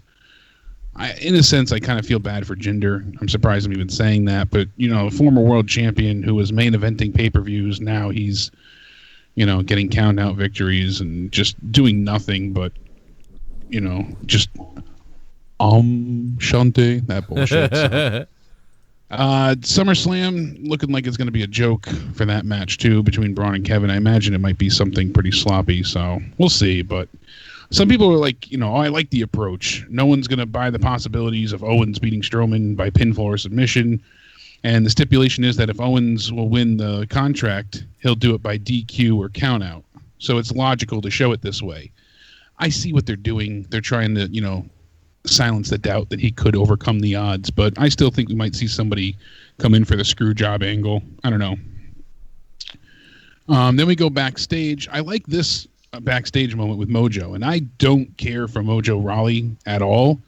Typically, he does nothing for me personally, but we see the Ascension, Mike Kanellis, Kurt Hawkins, Zack Ryder, Heath Slater, Rhino. They're all back there just kind of conversing. Mojo comes in, and he's like really, really just agitated, and Bobby Roode enters the room clapping in the middle of his speech, and he's like, what are you going to do about it, Bobby? You're going to catchphrase me into submission? And Bobby Roode tackles Mojo, and they had to be pulled apart by everybody in the back. Dude, I would watch that host show, but damn, that commentary sounds disappointing. It's horrible. Yeah. WTF were they thinking? They should have you too do it lol. # Cronin for commentary.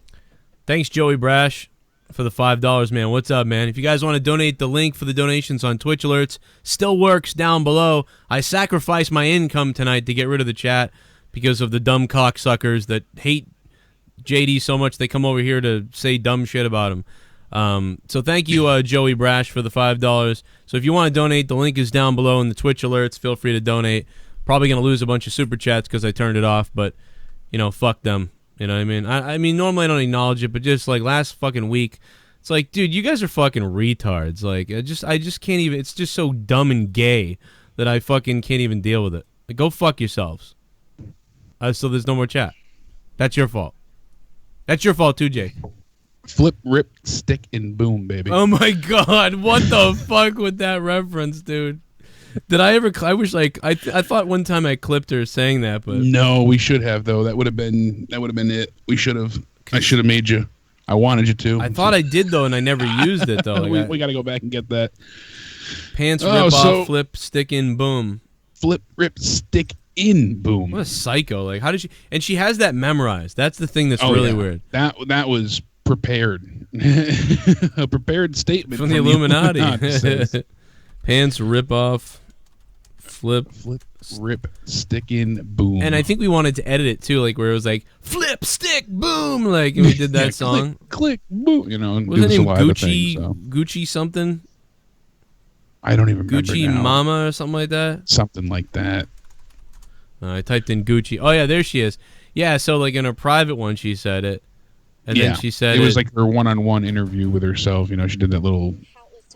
Here's the TMZ one. She says it. But then at one point, he literally like put me in like a, I don't know what it's called, but like he just wrapped my arms around me and like grabbed me from behind and bent me over and just started like going at it from the back.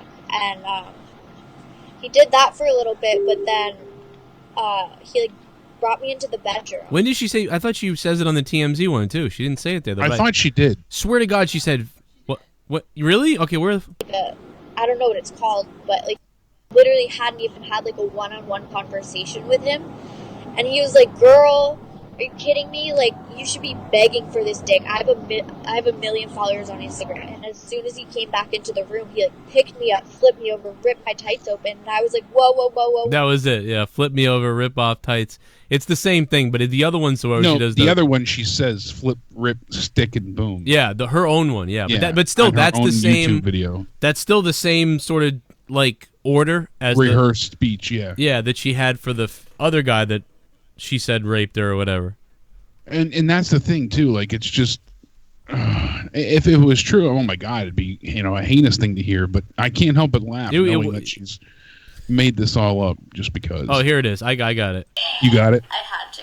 No one fucking dumps film. No idea what that noise was. The night before, he practically raped me. Like, what? I never told you this, but this really happened. We were on his couch, right? And he was like fingering me. His parents were in bed. He was staying at his mom's house. He's fingering me. His parents were in bed, so they must have been talking about. I don't know if she's talking about Enzo here. She's talking about her, talking about her old boyfriend here is what it is. Raped me. Started. January website, just different med. I asked him how his stay was, and he says good, and that he's still sober, and he had like 40 days sober, and I was really proud of him. Vlogmas Day. But then... Oh, man, this is too all over the place to find it. But yeah, it's really funny. We got to get it. Pants flip off, stick, boom. All right, where were we? I'm sorry. I derailed us. So, what's up, Drew? From here, this is probably one of the biggest missteps of the night. Probably something that really, I became irate with this. We get ACOM and Razor coming out, and they do this pre-taped promo because they're the authors of Pain, Joe. They say that they're, talking about the last chapter and turning the page, and they're going to slam the book shut. Yeah. Get it? Because they're authors? so fucking stupid. Like, no. Oh, my God. No. Take it back. Take it back. Look what you did. Take it back. And just really, really just egregiously disgusting for them to go ahead and just have to hammer that point home because they're authors. Ha, ha, ha, ha. Vince must have loved that. So Apollo Crews really quickly gets an enziguri and a standing moonsault for a near fall. Yeah. Crews dodges ACOM charging into the corner.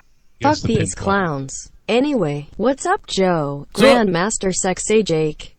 I cannot be the only one who thinks a lot these guys on Raw have a similar look. Rollins, McIntyre, Reigns, Elias. Wet black hair, same beards. It's annoying. Footages. Yo, DJ M3, thank you, man. What's up? Footages. I do agree. They do have a similar look. It is a bit annoying. I agree. But luckily, pretty much all those guys I like, except for Reigns. But so, I mean, like, I'll go with it. But it's too bad they all do have a similar look. I do agree. But Seth Rollins' chemistry with Drew is amazing, dude. I love Drew McIntyre selling is so fucking fun for a big dude. I love this guy. I love Seth with him. Man, put these guys in matches. Young Digital, thanks for subbing. Okay, Jake, you were interrupted. Go ahead. No, it's just the fact that Apollo Crews beat Akam in a minute 55. Why would you have the Authors of Pain lose in a clean, decisive victory against Apollo fucking Crews? And people are like, oh, are they ruined? Is that it now? Yeah, that pretty much seals the fucking deal when you have, the assholes of tomorrow from catering going ahead and sealing your fate. And it wasn't even like this like, oh, it was a hard-fought match. There was a lot of back and forth. It was less than 2 minutes, five fucking seconds shy of 2 minutes. And Akam books into the corner, and he, Crews dodges out of the way, and then he gets rolled up. So we got another fruit roll-up in our hand, on our hands here. Oh. You have the Authors of Pain who have been dominating, local talent, and you've seen them take out Titus O'Neil and Apollo Crews previously, but why? Why would you have them lose in the singles match so decisively? At least if Titus O'Neil got involved or Dana Brooke did something and it caused some type of turmoil or upset victory, I'd be like, okay, it's still pretty much a fuck up in every account going forward, but at least there's an asterisk next to it. Why? Why do this? Why have them lose? You're trying to have these guys be a dominating threat to the entire tag division, and you have them feuding with Titus Worldwide. It makes no sense. I know they need something to do in the meantime. Then just have them put on great matches with the Revival. Have them, Titus and Apollo aren't the best of workers, unfortunately, especially as a tag team together.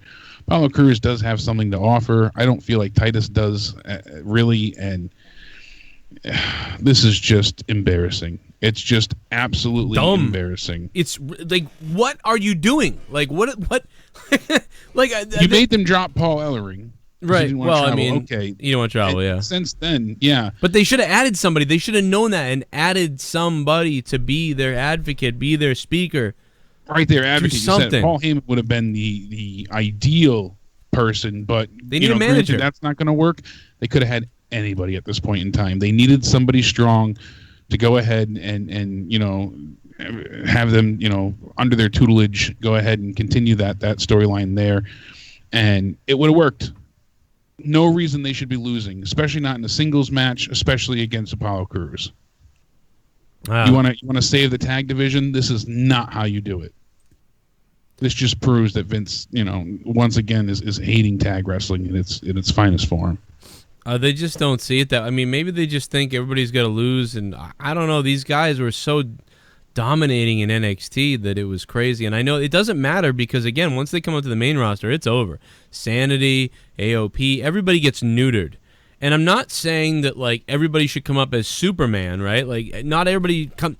And that's one thing we always do got to remember, that not everybody does come up as Superman. Some people come up and have to start as jobbers almost again. But it just doesn't seem like the smart idea. It tells me that it feels like they value, Apollo Crews and Titus O'Neil more. That they're like, you know what? They've been jobbing.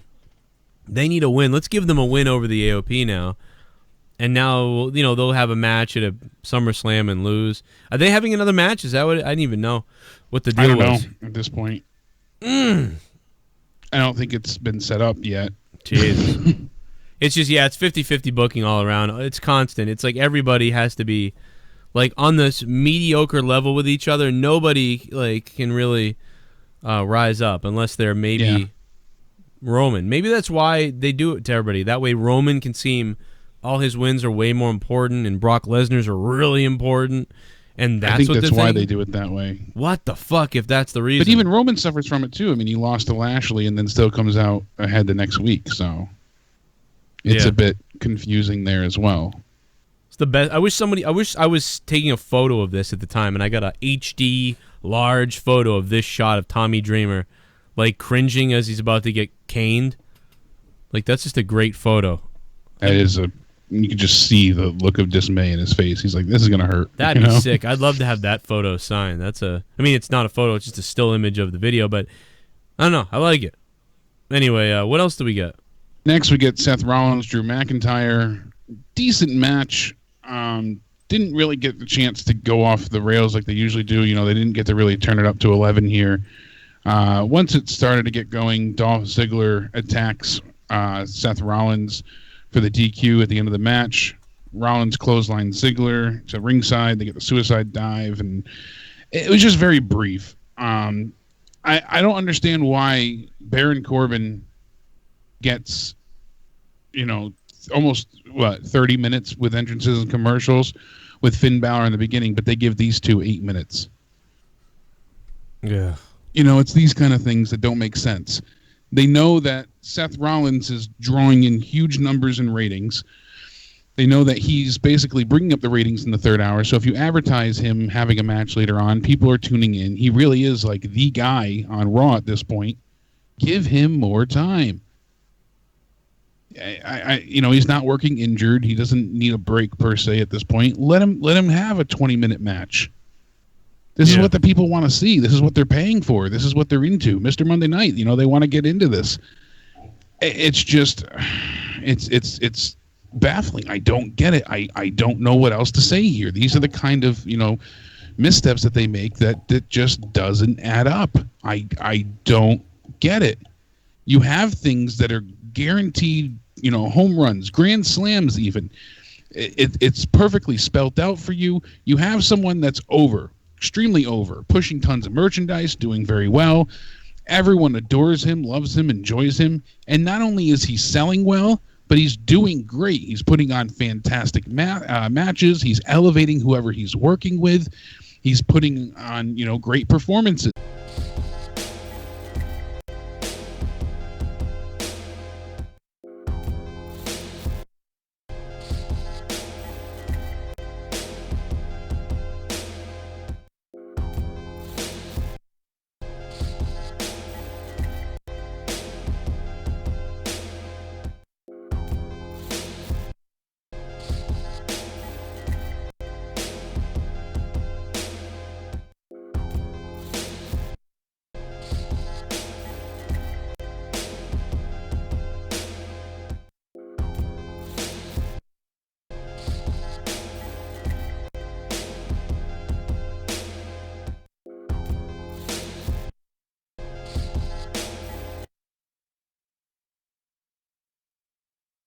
Somebody said something about Justin something. I don't know, fucking bro. I don't know what. I don't care. I hope Justin dies in a campfire accident. How about that?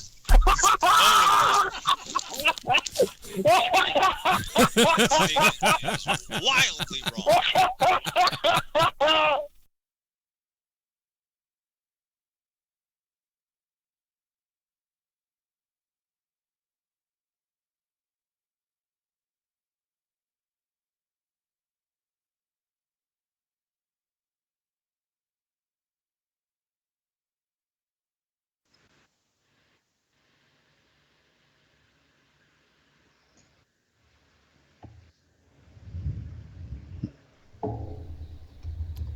Jesus. Fucking this. Can anybody hear me? Why can't I hear me? There we go. I'm telling you, this router is a piece of shit, man. Earlier tonight, we were just sitting here, me and Leah, and everything just shut off. Like, except the wireless was still working, and we were like, what the fuck? The wireless is still working, but the landline wasn't. And when I restart the router, everything works. It keeps happening to me, like, have been happening to me for days. This router's a piece of shit. Like, it's the worst router ever, dude. It's been doing this for a while. My old router never did this. It's so goddamn fucking terrible. Like, it really is the worst router ever. But, burn it down, baby. Burn it down. Fucking goddamn, man. Wow. Jesus. I like everybody that sent me my mouth just wide and agape, mid-sentence, freezing with my eyes rolling into the back of my head. A few people are whacking off to that photo, so that's cool. At least I know I got some people. Yeah, dude, did you see the photo? Like, because it's really funny. That's how the stream froze, dude. It froze on you. Like, you look more. You look like you're gonna eat somebody. You're like that. It was really bizarre.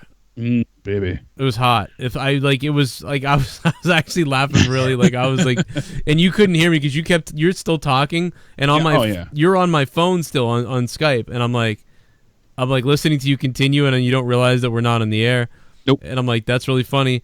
And I'm looking at this frozen picture of you that's just fucking you, just like, oh my god, dude, really funny shit. That's right, baby. Oh, yeah, basically, long and short of it is that Seth's an amazing worker. He really is like that 8.5 or 9, out of 10 star right now. He's great at promos, great in the ring. He's got a ton of potential and selling power. He really is Mr. Monday Night. And instead of giving him the half-hour spot that they gave to Fisher Price Finn, they give him 8 minutes in the ring. And he boosts up ratings, so let's give him less time. And they can still get to SummerSlam and do certain things by giving him more time. That's where the money's at. Why would you do it any other way? Just I don't know. Makes no sense.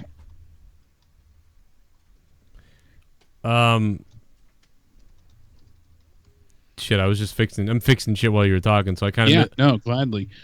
It just, I know a lot of people said, oh, it's a good match despite being brief. I want to see these two really go at it. They work well together. They work really well together. McIntyre and Rollins, they just have, I don't want to say similar styles, but similar outlooks with wrestling in the sense that they just mesh so well. You notice they don't even have to always call their spots with one another. They just can anticipate who's going to do what and when. And it flows seamlessly. It has not been it's like they smooth rehearsed sailing it tonight. without actually having to practice.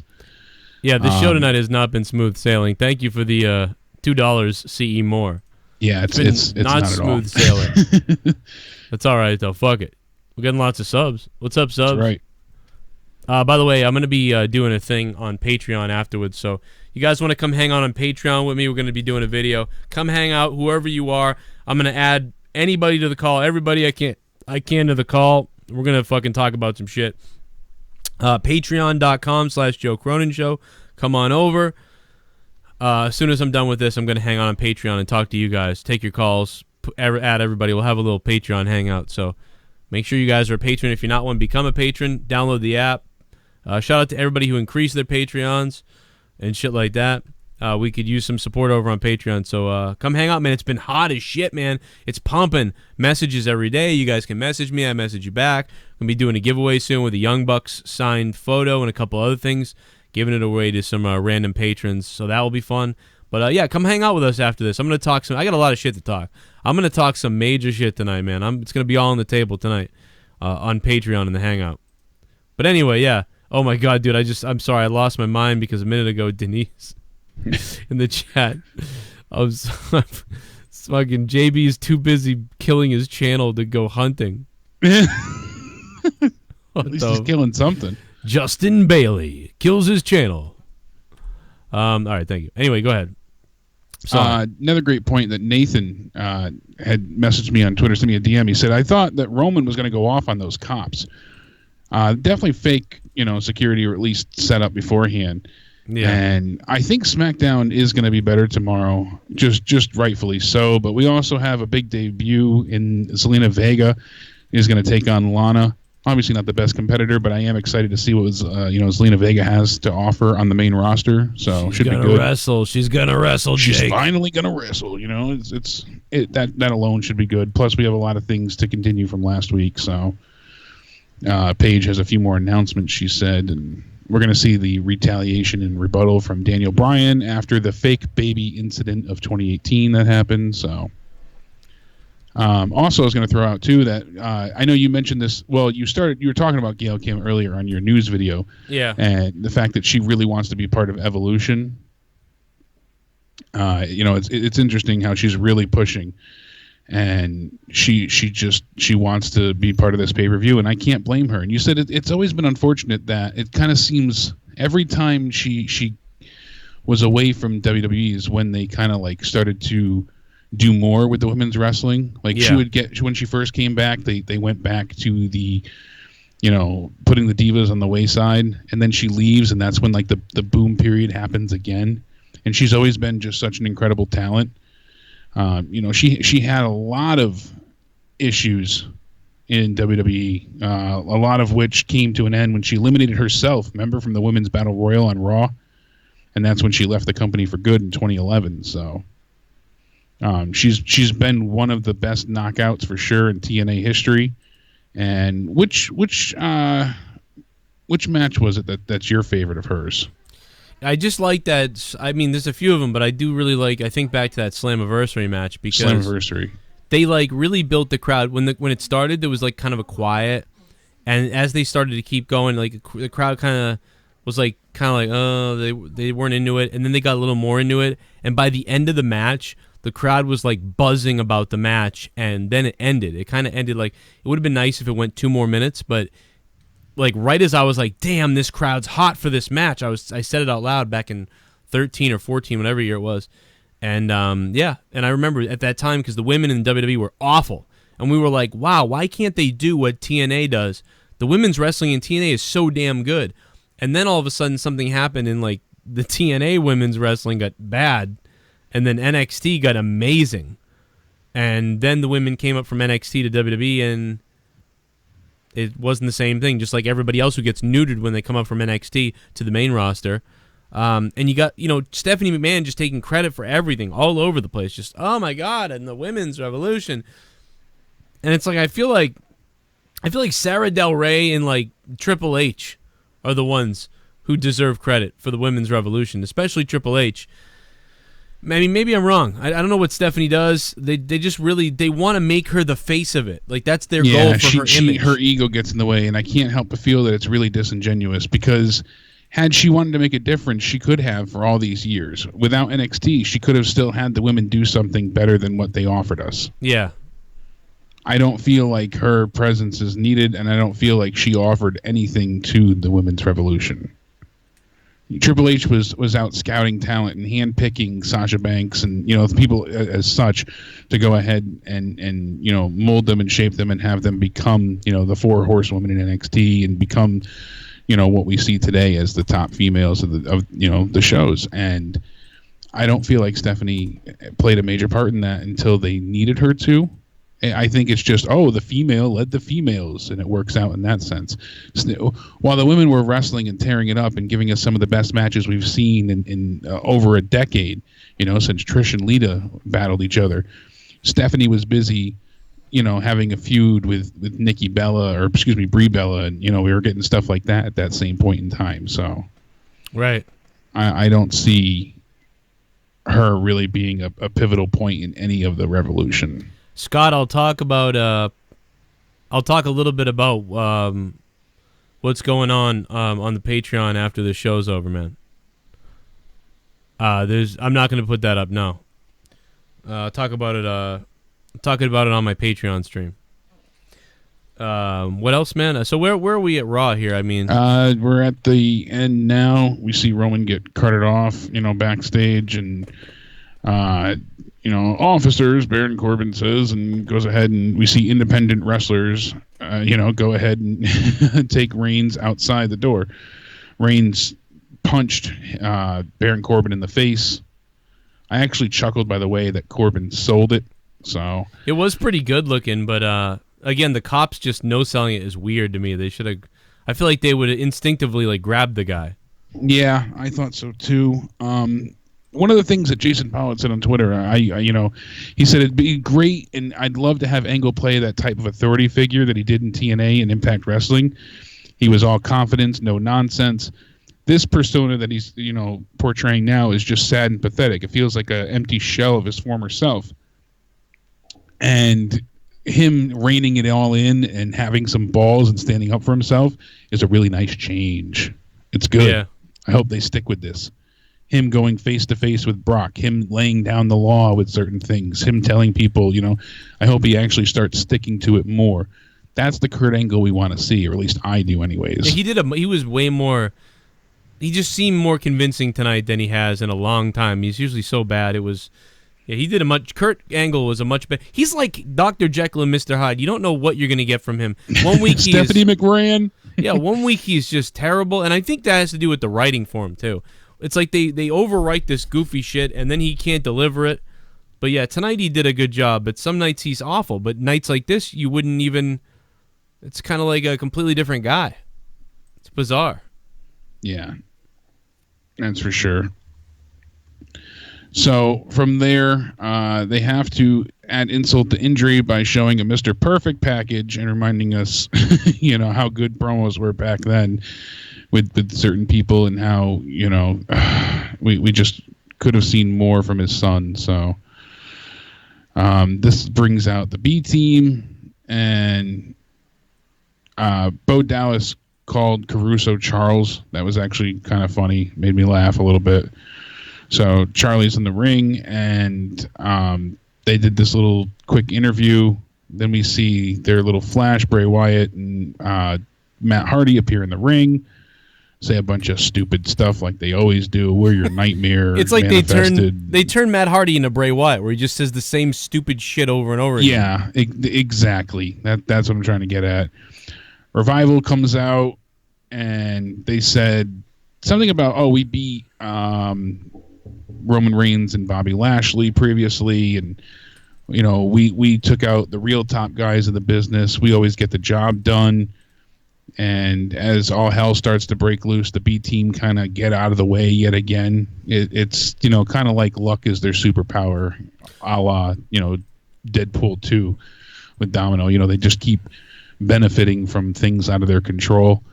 Yeah. So we end up getting a match. Matt Hardy and Bray Wyatt take on the Revival, and the Revival ends up beating Matt and Bray, which I was kind of surprised with, since we're going to see, Matt and Bray take on the B team at SummerSlam. So that makes me think that some of the previous aforementioned rumors of the Revival being added to the match, making it a triple threat, might be true. Who would be added to the match? The Revival. The Revival, yeah. It does look like a triple threat or even a four-way sort of tag team match that's coming up here at SummerSlam. Yeah, at SummerSlam it seems to be. So we'll get the B team, the Revival, and Matt and Bray. So then we get Sasha Banks and Bayley. Boss and Hug it out, whatever you want to call it. Boss and Hug connection. The ripped off Mankind and The Rock. Oh, fucking stupid. Dude, real quick before you get into this, I got to plug this real quick. I forgot. And I want to shout out to everybody in the JCS Army. All of you motherfuckers in the JCS Army, real quick. And I mean, I went through some of these names here on this list of this GoFundMe. I recognize these people. Michael, Thomas, Jesse. That's me. Raymond, the Goon, Justin Castor, some of the people I don't recognize, I don't know, but Derek McCabe, some other people, I just don't know your real names, so it's probably on here. But lots of you guys, I just want to say thank you. So many of you guys, I noticed your names in here, including some of the pro wrestlers and stuff like that. Grimm's Toy Show's friend Ace, it was awful. I don't want to bring the show down, but real quick, I'll just mention real quickly that his son passed away in some kind of accident over the weekend, just the other day. The GoFundMe is up, and I tweeted it out to everybody earlier, and so just shout out to everybody. I noticed a lot of your names in there. I dropped 100. You guys can go if you want.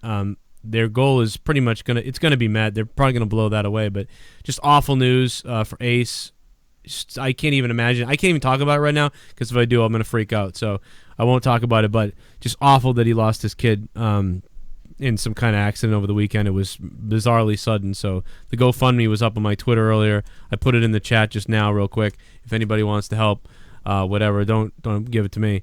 But now let's go to something. Not quite as sad, but it's sad, the Bailey and Sasha situation. The Rock and Sock Connection 3.0 here.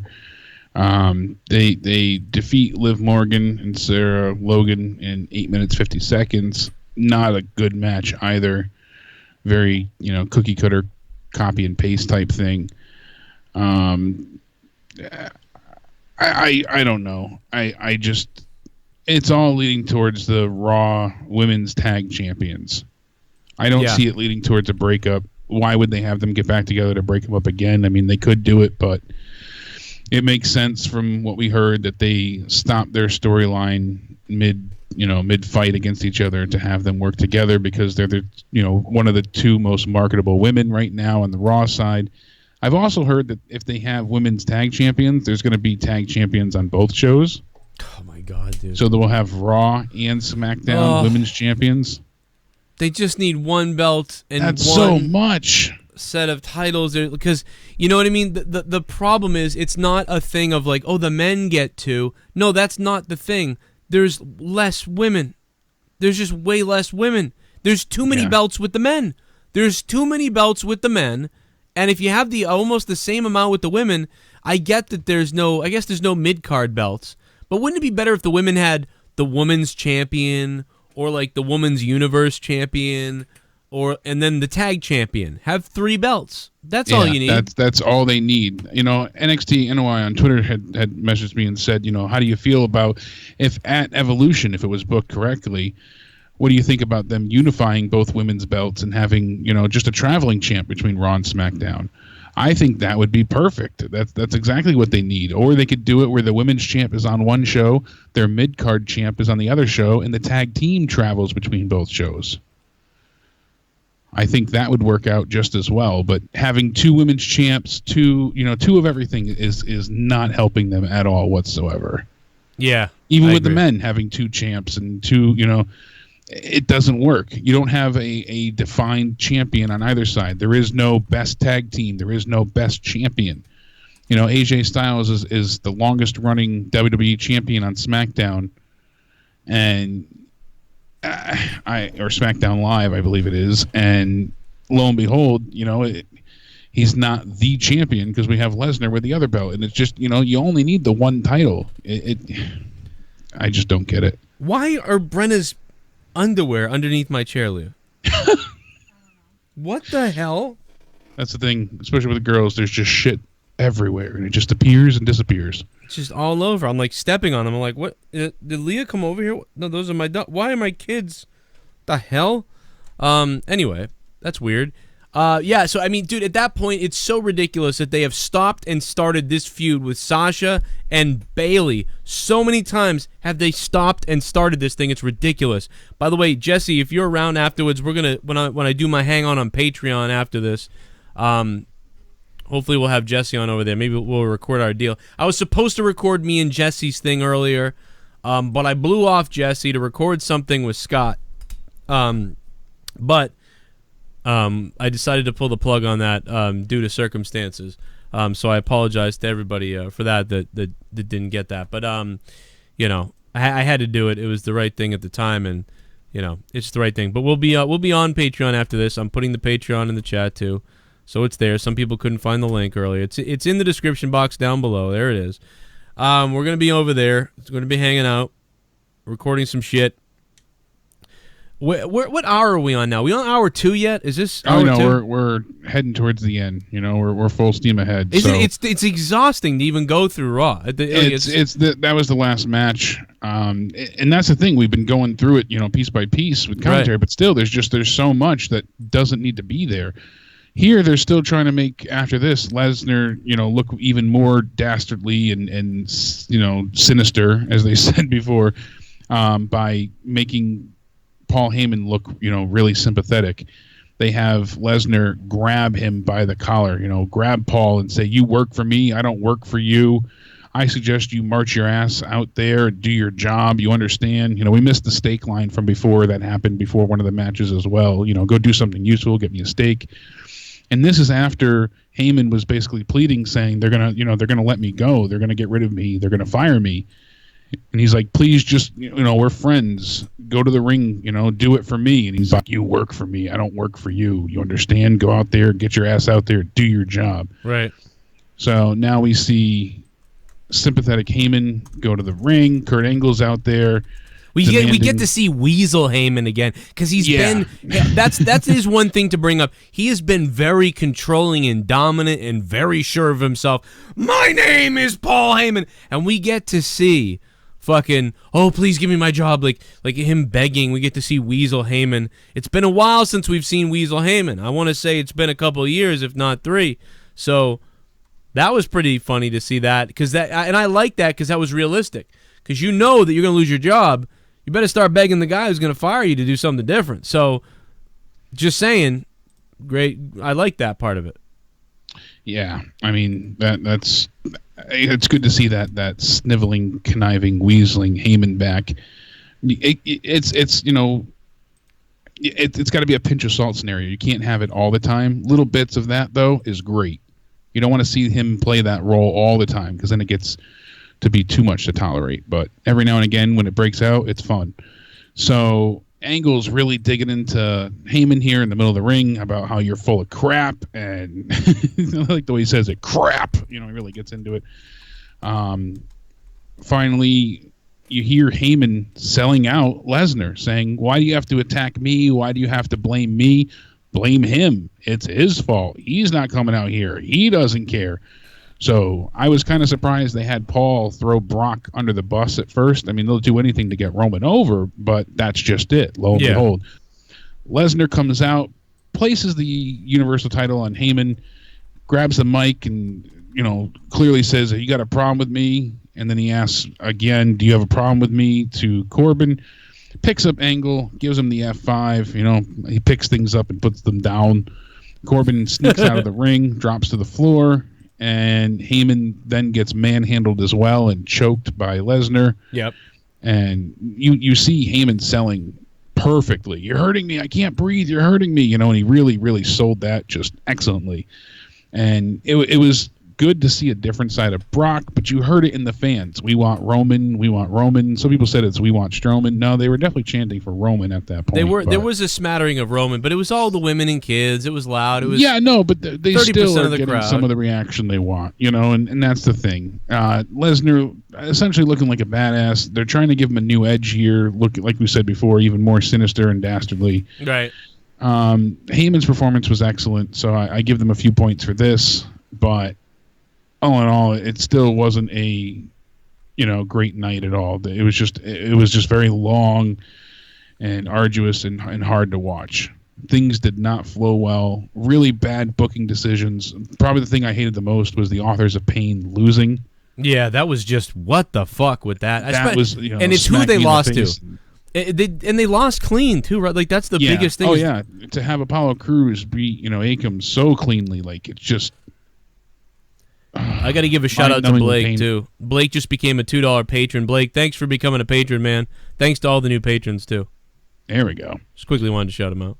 So yeah, that was Raw in a nutshell. I'd give it probably about a 3.5 tonight. 3.5 out of 10. Yeah. I don't know how you feel, but Man, I'm really stuck. I'm a little like I give them credit for trying to have a story arc of some sort. I think they're kind of onto the right idea, making Brock the bad guy. Problem is, their good guy, who ain't so good, and it was a little weak at the end. So I give them credit. Like I probably give tonight the same thing, about a 3 out of 10. Same thing, 3 or 4 out of 10. But everything else was just not good. There was no good matches really. Everything was eye rolling. I'm gonna go 2 out of 10. No, I'm gonna go 3 out of 10 just because they actually tried to have some kind of story arc or whatever. Yeah, a semblance of a story here. Let me play a donation. I'm gonna mute you. You won't be able to hear me. You and Beely can talk to each other though. But I'm gonna mute you guys for a second while I play this donation here. See what's up. Super chat. What's up? Everything that can go wrong has gone wrong. Damn. What on our show or on the WWE? Finn Balor forever. Thank you, man. Thanks for the donations, though. We need those. So. Fuck yeah, I got everyone's addresses, Mon. I got everyone's fucking addresses, Mon. I may canceled my WWE Network subscription cause the product sucks. Yeah, it is. I don't know if you see. That's the thing. Is like the network subscription to me is always the thing that you don't need to cancel. That, like to me, like that's the thing. I just never think that you need to get into that. It's always, to me, it's the other things. It's the other issues. It's the shit, man, ADTR. It's the stuff on TV that's bad. The network, I think, has done a pretty good job. I think they could be better with some of their like created content, custom content, whatever you want to call it. But as far as what you get on the network is worth it. The $9 is worth it. It's the wasted time on perfect everywhere else that sucks. I know. I will admit it. Thank you, bro. Shut up. Why am I listening to this guy talk right now? Jesus. I wanted to try to go live on a different platform tonight for the link, but I don't know if it's gonna work. On you remember you now whatever, Jake? You remember that shit? I'm trying to look for a different. Oh, here's another one. Yeah, I recall. I remember the site. Right along now, though. We're sailing right along now, says C.E. Moore. What's up, C.E. Moore? Sailing. We're sailing away like Bailey, baby. What's up, C.E. Moore? Thanks, man. Yeah, so I tried to. I was like, maybe I'll go live. But yeah, it says I can't do that while I'm broadcasting, so I guess I got to get off. So you can only do it with one, yeah. And a new episode of Being the Elite is out today as well. Oh, yeah? What happened on that? Did you watch it yet? No, I didn't watch it yet, but I got the notification, so. Well, hey, what's up, Beely? How you doing, bro? Yo, what's up, guys? How you doing? What's going on, bud? Good. How you been? Man, I am in a fucking coma, dude. What the fuck was that tonight? It was business as usual, I would think. Yeah, pretty much. I mean, for us to give it 3 and 3.5s says week. Everything. And every week it's for a different reason too, because they kind of did something different a little bit, but it still ended up being in that that horrible measuring stick. Dude, it's like, okay, picture this. Yeah. It's like us fans, we're a fucking toilet, and Vince McMahon is the fucking person taking a shit, and his shit. My bad, dude.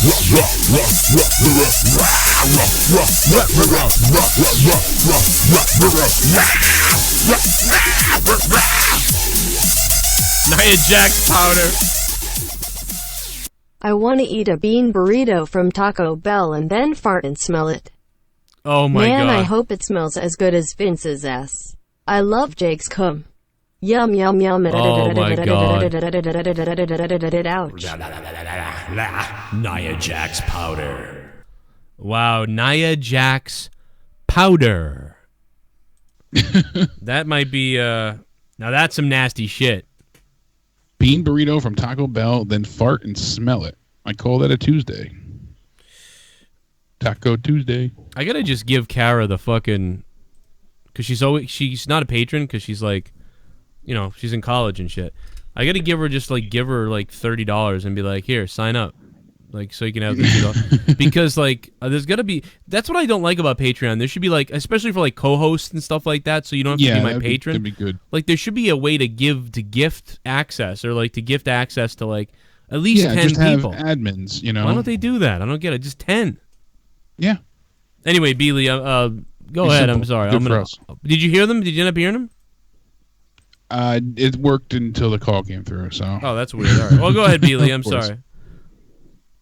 No, y'all fine. But yeah, as I was saying, Raw was just garbage tonight. I didn't care about anything that was going on at the television except for the Seth Rollins match. I thought that was cool, but everything else I didn't give a shit about. So, oh yeah, and Jake, you're right.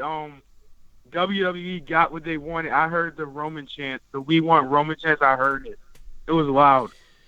Yeah, they got what they wanted out of 30%. It definitely was noticeable. I mean, they got what they wanted out of 30% of the crowd. You know, that's I would say it's even more than that. If you go back and listen at the end there, not on YouTube, it was pretty loud. I was pretty surprised that it was only a faint, small percentage. I want to say like 30% in reverse saying, please, you know, no Roman and no we don't. But again, they were in a very it's a very family casual fan. Absolutely. I'm not saying that everybody's mind has changed, but for TV, now they can replay that over and over. They got the reaction they wanted. They really made people feel sympathetic towards Heyman, and they went ahead and really sold it home that Roman's the good guy. Yeah.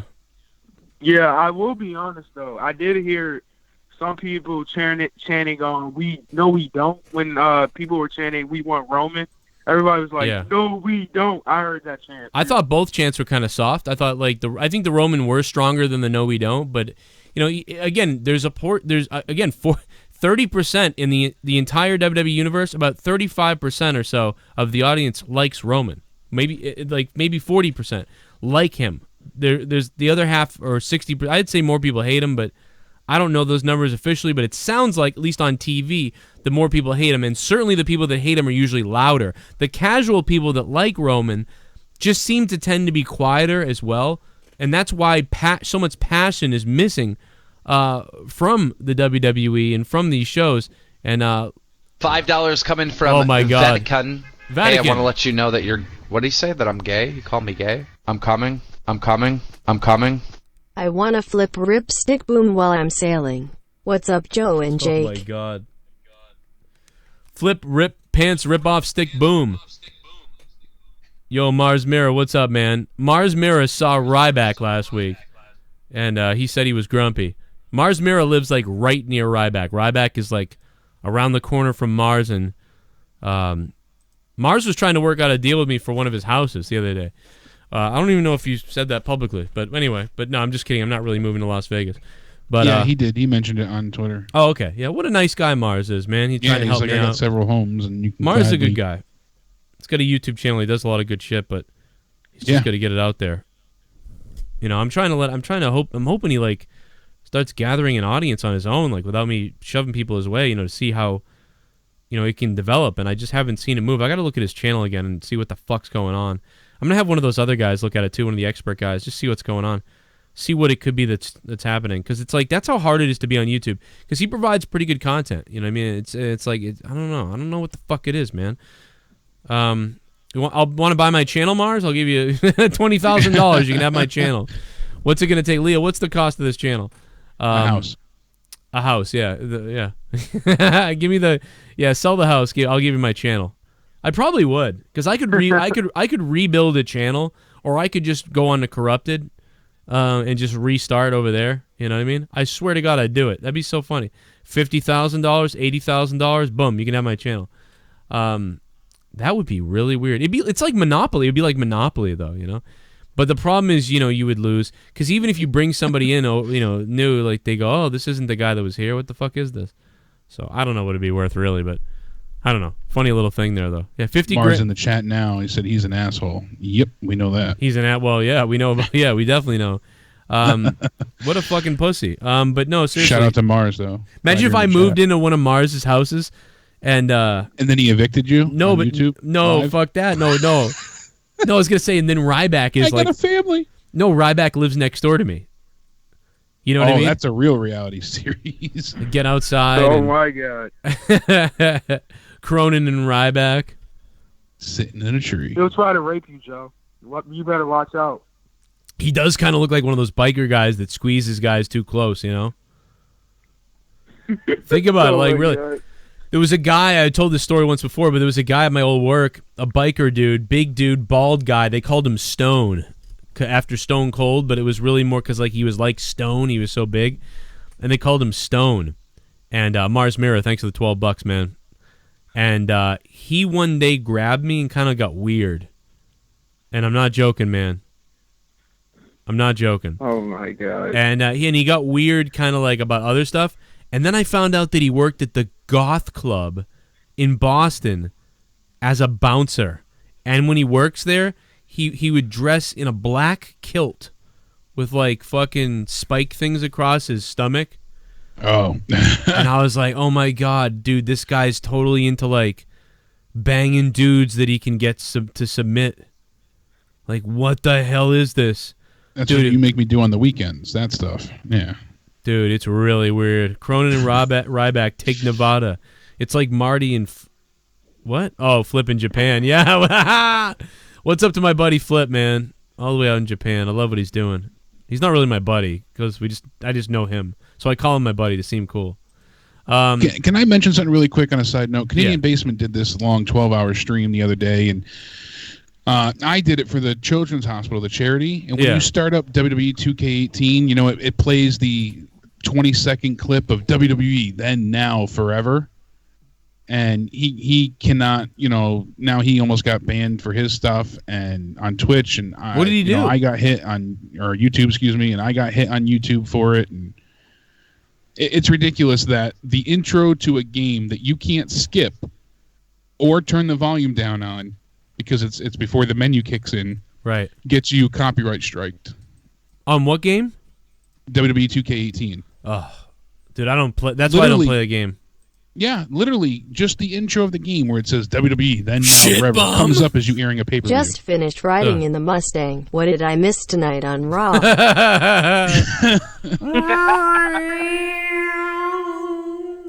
How fucked is that? JD's Pussycat, what's up? Meow. I talked to him earlier for an hour. We had a good talk. You know, my thing earlier was, by the way, in the chat, like, my thing earlier was just basically that, you know, it's people hate him so much that they go around trying to get people to fight with him. And, like, that's all I was mad at. I'm like, it just doesn't work with me, you know? It's not going to work. It's a waste of your time to do that. So that was only my point earlier. You know, I usually don't give a shit, but fucking donate all you want under that name. But yeah. But, what the fuck? Beely, anything else you want to say? Yeah, there's one more thing I want to bring up. Oh, it doesn't matter what you want to say.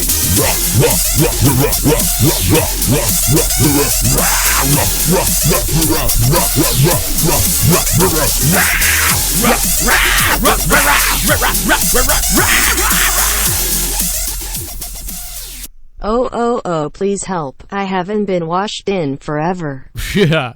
This mofo keeps me on at all times. Someone please buy this man a new hat. I'm old news. Help. Come. I'm super horny. I'm going to tell you some interesting facts. Joe's hat. Thank you for donating $4, Joe's hat. This necklace, I only have one. I wear it all the time.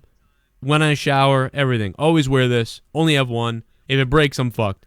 But this hat, I have 4 of them. Motherfucker. Okay, wait a minute. No, I have 2 of these ones left. I lost the third one. So I have 2 of this exact Adidas hat. So I've got 2 of them. And I do wash them. I don't know. Like this one I haven't washed in about 4 weeks. It needs to be washed. The other one is I'm not wearing right now because that one really needs to be washed. So that one I haven't been wearing because I wore it last week. I didn't take a shower for 2 days. And I wore it that day, and my hair was so greased up. That hat is fucked. So they both got to be washed, really. But so what I got to do is wash the other one, wait, and then wash this one. And I got a weird way of washing them because if you wash them and then you have to make sure that they're open and they're hanging open, or they'll dry closed up and fucked up, and the hat will get fucked up. So you got to make sure that it's open when it dries when you wash it. How do I wash my hats?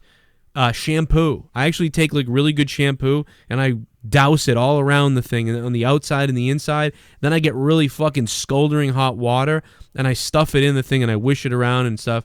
And then I spray it all and spray it, and then I fucking squeeze the water out of it a bunch, and then I hang it. That's how you keep your hats clean, man. You got to keep your hats clean. They're like a dirty piece of shit, but you keep them clean, man. Keep them clean. You're welcome, Jim Cornette. Doesn't lose the shape, and you can put it in the washing machine. Yeah, they have these these plastic things you can put them in. You seen that? Yeah. It's basically that's what it is, and it snaps around the hat, so it actually holds the shape of the hat, and then you can wash it, and it doesn't stretch it out or ruin it. Right? Fuck yeah, dude. I love those things. They saved me, man. They saved my life. Here's the Patreon, guys. We're going over to the Patreon in a minute. So come on over with us. Hang out. We're going to talk some shit. It's going to get real as fuck over there. Love you too, John. Love you. That's right. Yeah, that was it. That was Raw in a nutshell, and unfortunately just disappointing yet again. Yeah. I don't know why they continue to make such, buffoonery and nonsensical, sketches and moments that just induce levels of cringe never seen before. It's unnecessary. It's not needed, and there's such simple answers for things. I mean, literally, you can save a whole 40 minutes by sending Seth out there, and continuing his feud, which honestly I'm not even psyched about. I don't want to see him and Ziggler go at it again, but him and McIntyre can put on a great match. You should have given that spot to Finn tonight, and that would have brought the rating up probably 2 to 3 points, at least 2. Speaking of sexual, here comes Minnesota Vikings fan. What's up, Minnesota Vikings fan? Oh, here we go. Shout out to Blake, who updated his pledge to $7. Thank you, Blake, to going up to $7, man. If you want to get absolutely almost everything, it's $10. There's a $20 something option. You can do podcasts with me. Just make sure you DM me to request it. There's other rewards and tiers and stuff on there. But check it out. But really, $5 will get you almost everything. $2 gets you a lot of shit too. And I'm donating. Yeah. Don't move out to Vegas unless you can handle a 115-degree summer's days almost every single day. And also if you can pronounce Nevada correctly. And please, for the love of God, change your bio on Twitter to 57,000 subs. Love you, bitches. Monica, thank you for the 666, Monica. And no, we can't come out to Nevada. Is that how you say it? But the thing is that Jesse and Monica, well, Jesse and I were talking about the other day, maybe he might realize it, but there's so much less humidity. And, I mean, not that you don't get it at all, but those dry heat days, 115 there, I swear is like 85 here. Yeah, but you're right about that. The humidity is just awful. We can't do it, though. I even asked Leah. I even made shit up. I said, hey, Mars Mirror said he'll give us a house for free. And she said no. So, I'm not, I don't feel that way. I'll go out there in a heartbeat, and they had that terrorist thing or whatever, that massive shooting. Most likely aren't going to happen again. So you got that out of the way. Super chat. Can I call in from 651? Sav King, what's up? Yeah, dude, call in. We'll put you on next. Sav King, what's up? Yo, meet Skyler White. Skyler White, thanks for becoming a $5 patron. We'll see you tonight for the Patreon hangout. Some of it will go up on YouTube later on the corrupted side of things, and some of it will just be for us, baby. Minnesota Vikings, what's up, bro? What's up, Joe? How you doing, man? What's up, Jake? How's it going? It's nice to talk to 2/3 of the All-Stars. That's right. That's what you guys are, is the All-Stars, and Ken, that's the All-Stars. That sounds fat joke. The 2/3 comment sounds really gay. Just for the record, that's just my opinion. No, I ain't making no fat joke. No, dude, I ain't no skinny motherfucker neither, dude. Hey, there ain't nothing wrong with being gay, man. I'll take a dick. Oh, nah, I ain't into no dick. Sorry about that, Joe. Oh, you never rub one? Come on, man. Just stroke a little bit of it. If it's a gay guy, it's okay because I feel like they deserve it, like a little pat. But see, like me with a straight guy, am I the only one? Are there people out there that think that it's not gay to touch a gay guy? Because my thing is this is really weird. I know this is gonna sound bizarre. And listen, I've never touched a guy, and I really don't really want to. But if a straight guy tried to rub up on me, or I'd get really freaked out. But if a gay guy was like told me that he wanted to bang me, I would consider that just as good as a woman. You know, I'd be like, damn, fuck yeah, this guy wants to bang me. That's a compliment. It's the shit. Well, there's a way that Ice Poseidon checks it out if you're gay or not. And what it is they grab each other's cocks and they jerk each other off. Oh. And if you don't get hard, then you're not gay. Oh man! Wait a minute, is Ice gay? Because I heard he had. I heard the other day that he's bi. Okay. All the colors of the rainbow. He's not gay, but he's bi. He's curious. Yeah. No. There's no curiosity that you can admit that shit. Well, you know, that's a done deal. Who was under fire in the WWE? Was it Connor and Victor? They were like, they said something. They said something over the weekend at a house show, I guess. They were at a house show, and he said like, well, at least he's not gay. And the people in the crowd, I guess, heard it, and they've been like tweeting WWE like, aren't you not bullies? I mean, dude, come on, they're not bullying anybody. I mean, it is fucked. Like, I don't know, like, I get the idea that, like, that to a gay person, but, like, they're kind of heels, right? I mean, are they not heels? Everybody's just so sensitive. It's so about stupid, the wrong dude. things. Like, pick your battles It's nowadays. a joke. That's the problem. It's a pick joke. Your battles. It's a joke. I said fag earlier. I don't have a problem with gay people. I love gay people. But I still say fucked up shit because I hate everyone equally, and I don't give a fuck. I don't care. I don't care if the words hurt you. I don't care. It doesn't matter to me. Suck my dick, motherfucker. I love gay people, and I love everybody, and I don't have a problem with anybody's race or fucking anything else like that. But I certainly am not going to be some cucked up SJW with a helmet on my head. Now, maybe he should say, yeah. You know what's next is fucking. They're gonna make a big deal about Pat Patterson because he was gay. He was the champ for 7 years. I mean, are they gonna start bringing up shit like that? Well, I mean, I don't think so. Bring up priests either, Yeah, they don't want to bring up his past and the Ring Boys and stuff like that because otherwise they kind of already did it when he was on the Legends House. Hail Mary, my son, full of grace.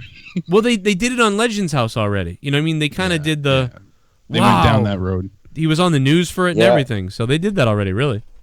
I never really watched the Legends House. That seemed a little slow to me. Was it very good? It had its moments. Like the first few were good, and then it had some pretty awesome moments. It did have some moments though where, like, some series you can binge watch the whole thing, and you're like, damn, I wish there was more. Like Stranger Things, I could watch that whole goddamn thing in a second. But that's what I was Cobra Kai.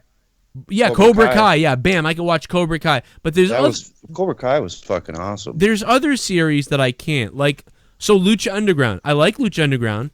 But I can get through about 2 to 3 episodes of Lucha Underground, and I need to take a break. And then after a week or two, I want to watch some more of it, and then I want to watch some more of it.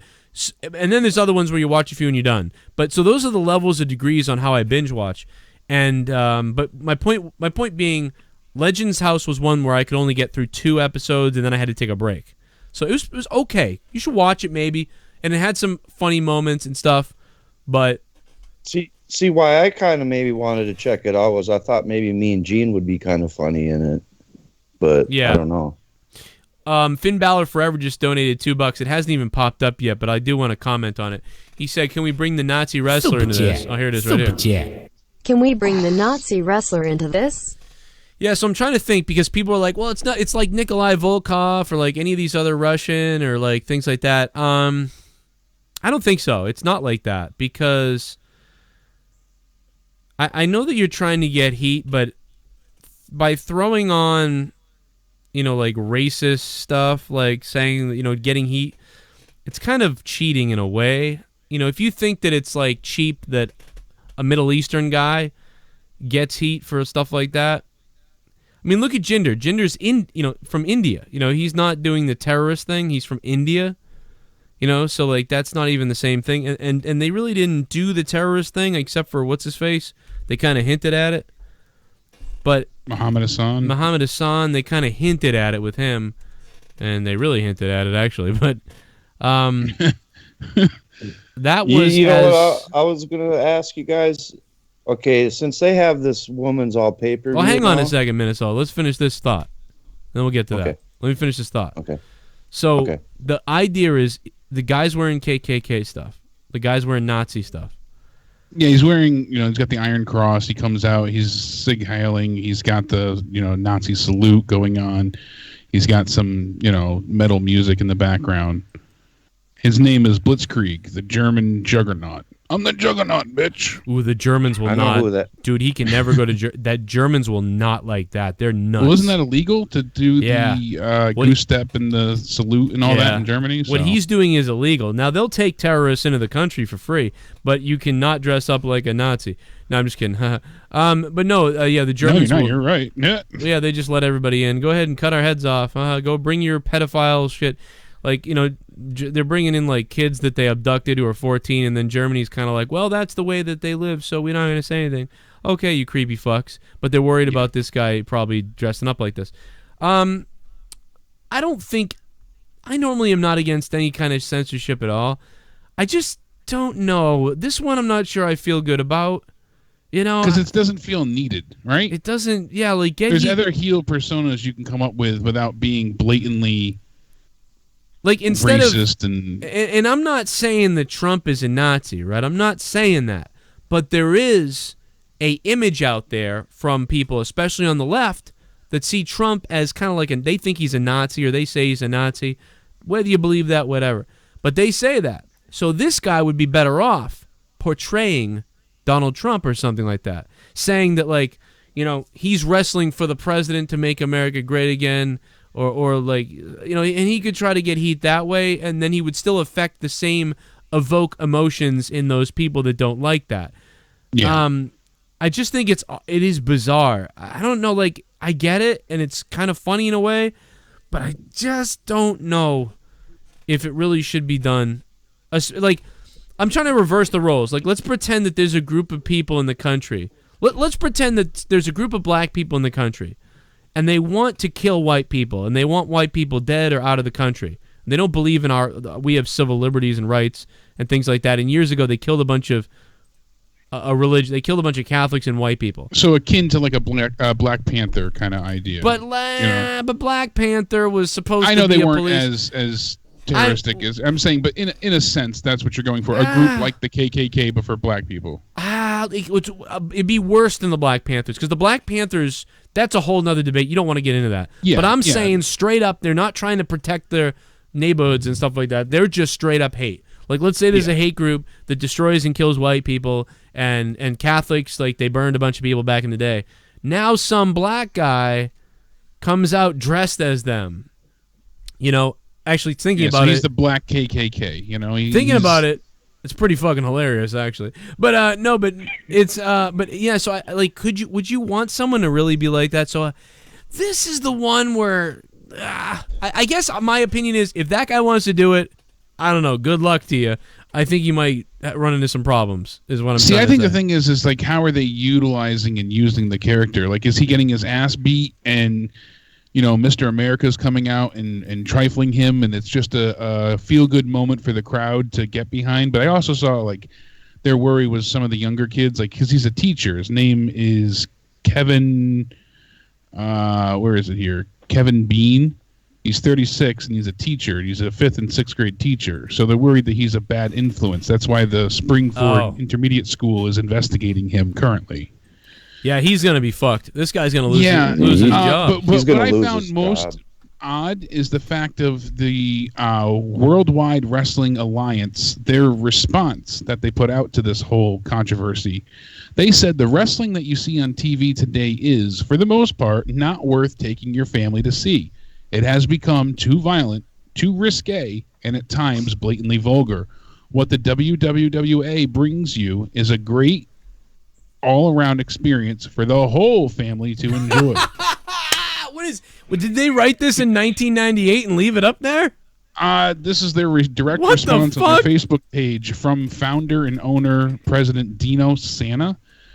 And this is what they said in response to Ryan Satin bringing this up. Oh, basically. Of course Ryan Satin brought it up, that pussy. He was the one to post this. SJW Satin.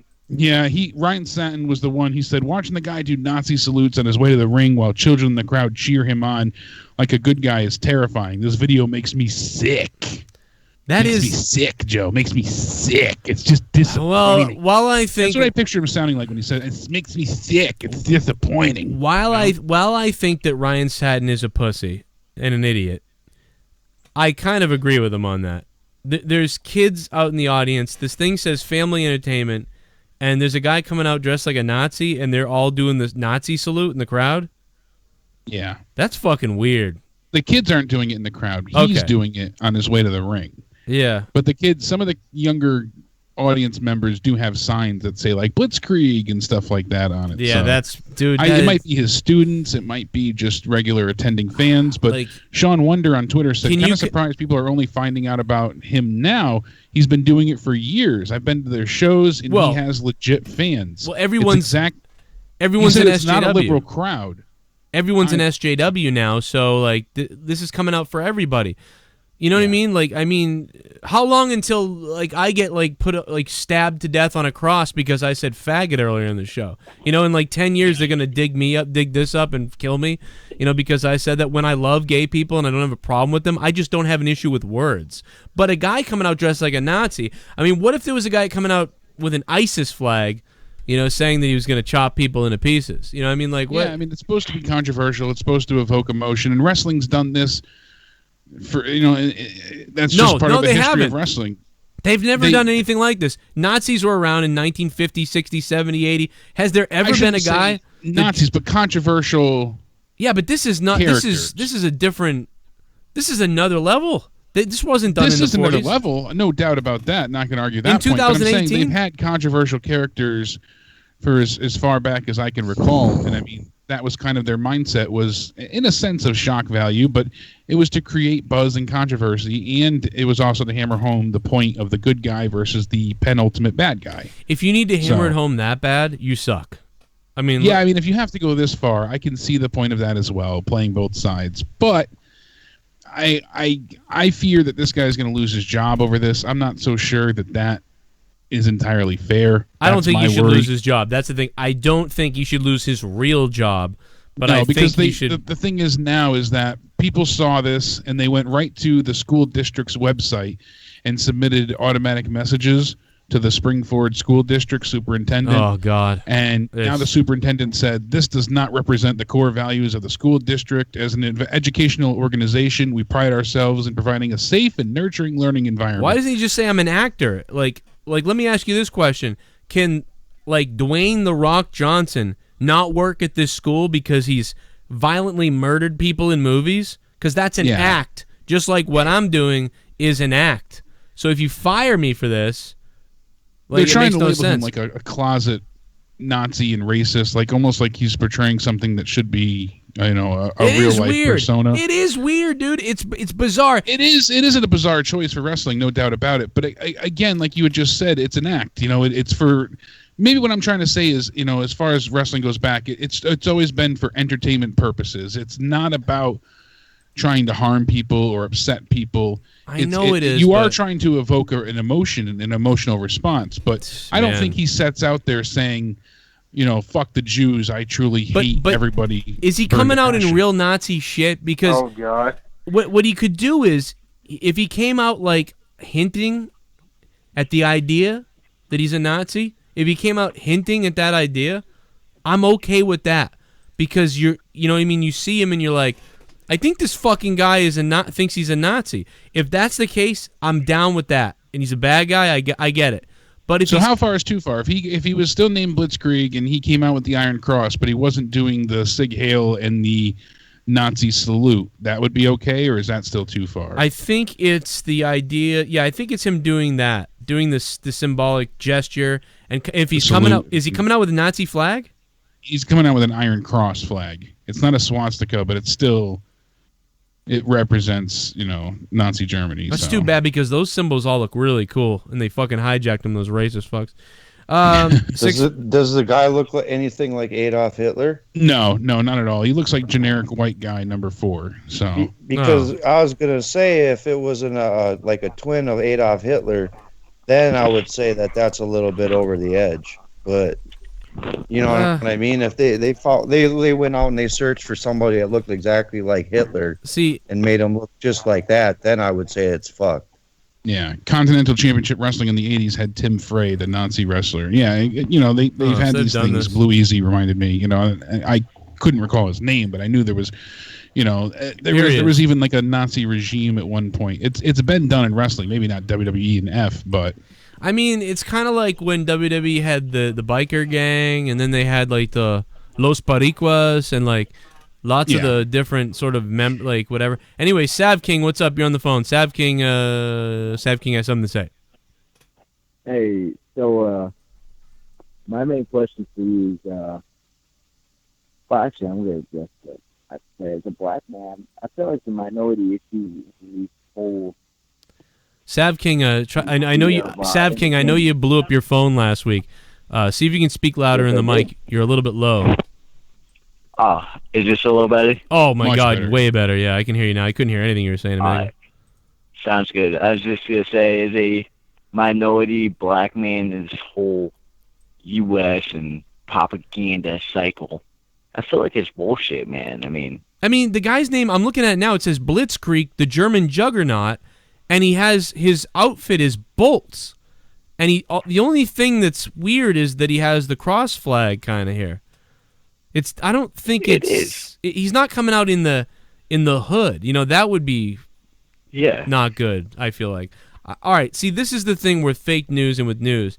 Well, okay, well, yeah, him doing that's a little weird. I mean, but yeah, he's doing the salutes and yeah, I know Michael said in the chat, oh, the Iron Cross doesn't, coincide directly with the Nazis and whatnot, but he said it doesn't represent Nazi Germany. Maybe not Nazi Germany, but it is, it was later, brought in by the Nazis. Originally, it was the highest German military decoration for bravery. That started in 1813.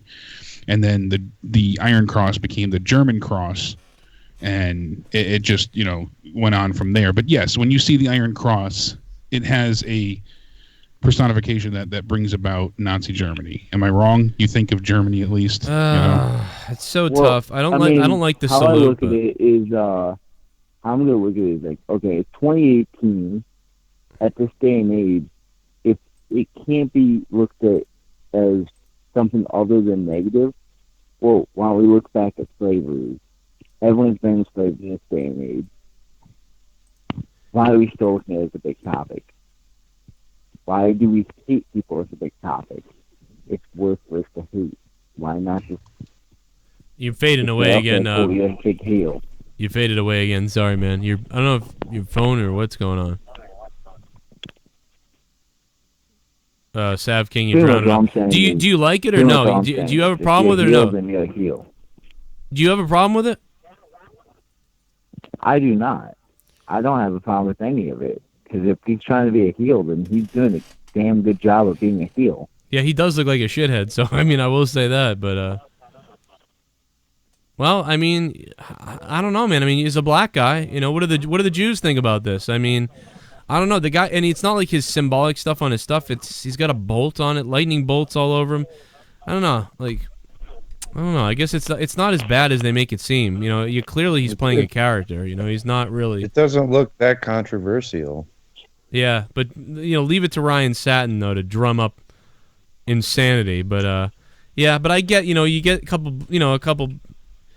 I don't know. I don't know. I don't know what to say anymore with this fucking world we live in. I don't really give a shit. With this world, man, it should just be if you hate anyone, blow your brains out, man. It's simple. Like, come on, man. Why don't we just drop all the hate and just love each other? Well, but see, those people will say that, but they'll say this guy needs to stop this, and this guy doesn't love people. But he'll say, I'm just playing a character. And people will be like, no, you're a hate. You must believe this stuff. And it's like, well, he's getting some real heat, though. I'll tell you that. Fucking Ryan Satin's a fucking mark. Ryan Satin's a mark. Sav King, thanks for the call, man. Good shit. Good insight from the black man. Anybody who's Jewish want to call? I don't know. But he's getting heat, I guess. Fuck it. He might lose his job, but why does he have to lose his job? That's the thing that makes me mad. You can debate whether it's okay or not, and it's up to the wrestling companies who want to let him do that character. Yeah, that's up to them. To him to continue to be employed. Maybe they could even say, if you're going to continue to be employed with us, you can't wrestle as this character. Even that might be a form of censorship, but you have to pick and choose your battles there, saying like, obviously it's going to cause a problem and you're representing the school, because if you can get fired for something you tweet or post on Facebook or say to someone for working at the school, then obviously if portraying a character, it still can be viewed as such. So I think they can tell him while he's employed with the school that maybe you can't continue this gimmick. They can't tell him not to wrestle, but just not continue with the gimmick. Well, I'm going to play the last donation here. Fuck yeah, I got everyone's addresses, Mon! I got everyone's fucking addresses, Mon! He's a teacher in PA, local guy here. Nazi is illegal in Germany due to everything that happened there back in the day. Yeah. Pay teachers, this wouldn't happen. Yeah. Finn Balor forever, what's up? Yeah. Fucking, what are you laughing at, Lee? I did that on purpose. Pay teachers, this wouldn't happen. Yeah, they don't pay teachers shit, man. Well, that's what I was gonna say. Maybe this thing will boost up his career, and he won't have to fucking teach anymore. Yeah, he's gonna get funded by the Nazis. Now, real Nazis will follow him. Same thing that happened with PewDiePie when he was making all the Nazi jokes. Like his stuff was legitimately funny what he was trying to get across and convey. Fuck yeah, I got everyone's addresses, Mon! I got everyone's fucking addresses, Mon! That cross is not Nazi Germany. It's the old Imperial Germany Prussia cross that the militaryist. It represented honor back then. Jaka had the rest. Finn Balor forever, thanks for the $5. So see, it's not even a Nazi flag, so like... No, but I said that as well. It was the former military decoration in the Kingdom of Prussia, and then later in the German Empire, and then they used it in Nazi Germany, so... That's what the government does. They take something that was a positive thing, and then they twist it and spin it around. That's the kind of shit they like to do. It wasn't originally a symbol of fucking bad, like you said, Jake. Yeah, you know what exactly. I mean? And then look what they did to it. That's a fucking name of the game, man. I mean, this is retarded. That's why Ryan Satin's a fucking idiot. I mean, he's a fucking SJW moron. Everything he does is just to look at me, crybaby fucking virtue signal. That's all Ryan Satin does is virtue signal up his ass. Minnesota, thanks for the call, bro. Maybe call back when I'm live. We're going to get out of here. I'm going to go live on Patreon. I'll see you guys over on the secret sexual Patreon. Patreon.com/Joe Cronin Show. Sign up now. I'm going to stream tonight for everybody that is in the live streaming thing right now. So $2 and above will get you the live stream. We're going to just hang out for a few. So good night to everybody on YouTube. We'll see you over on Patreon. Yeah, stay sexy. Keep it wet. Take it off. Give it to me. Shout it out. Make it loud. Hey guys, yeah. Did you see the pictures? Did you see the picture of Baron Corbin I sent y'all on Twitter? No, what did he send us? Oh my god, dude! Oh my god, it's so fucking hilarious. I sent it to you in the DM on Twitter. You guys see it? There you go. Look at it. I'm gonna go look at it. I'll show it on the Patreon stream. All right, Beely. Thanks, bro. I love you, Beely. Beely. All right, Joe. Talk to you later. Love you guys. Love you. Much love. Thanks, everybody who supported the show with donations tonight. We'll keep them going as we go over to Patreon right now. I'm going to talk some shit about some motherfuckers and keep it fucking hard. See you guys over there.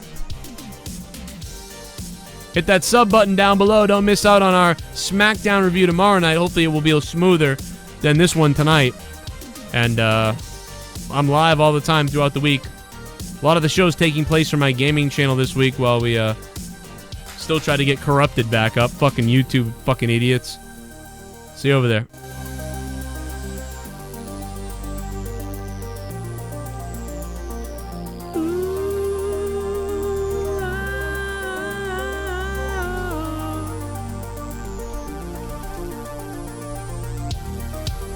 Go check out the Patreon. Check out the free stuff on Patreon. A bunch of free shit on Patreon, too.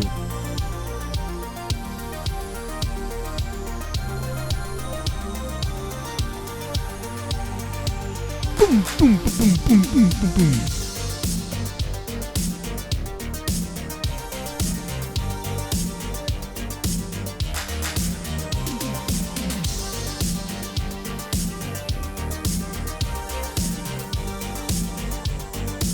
Joe Cronin Show is brought to you by WrestleCrate. Go check out WrestleCrate.com. Use coupon code Joe Sent Me.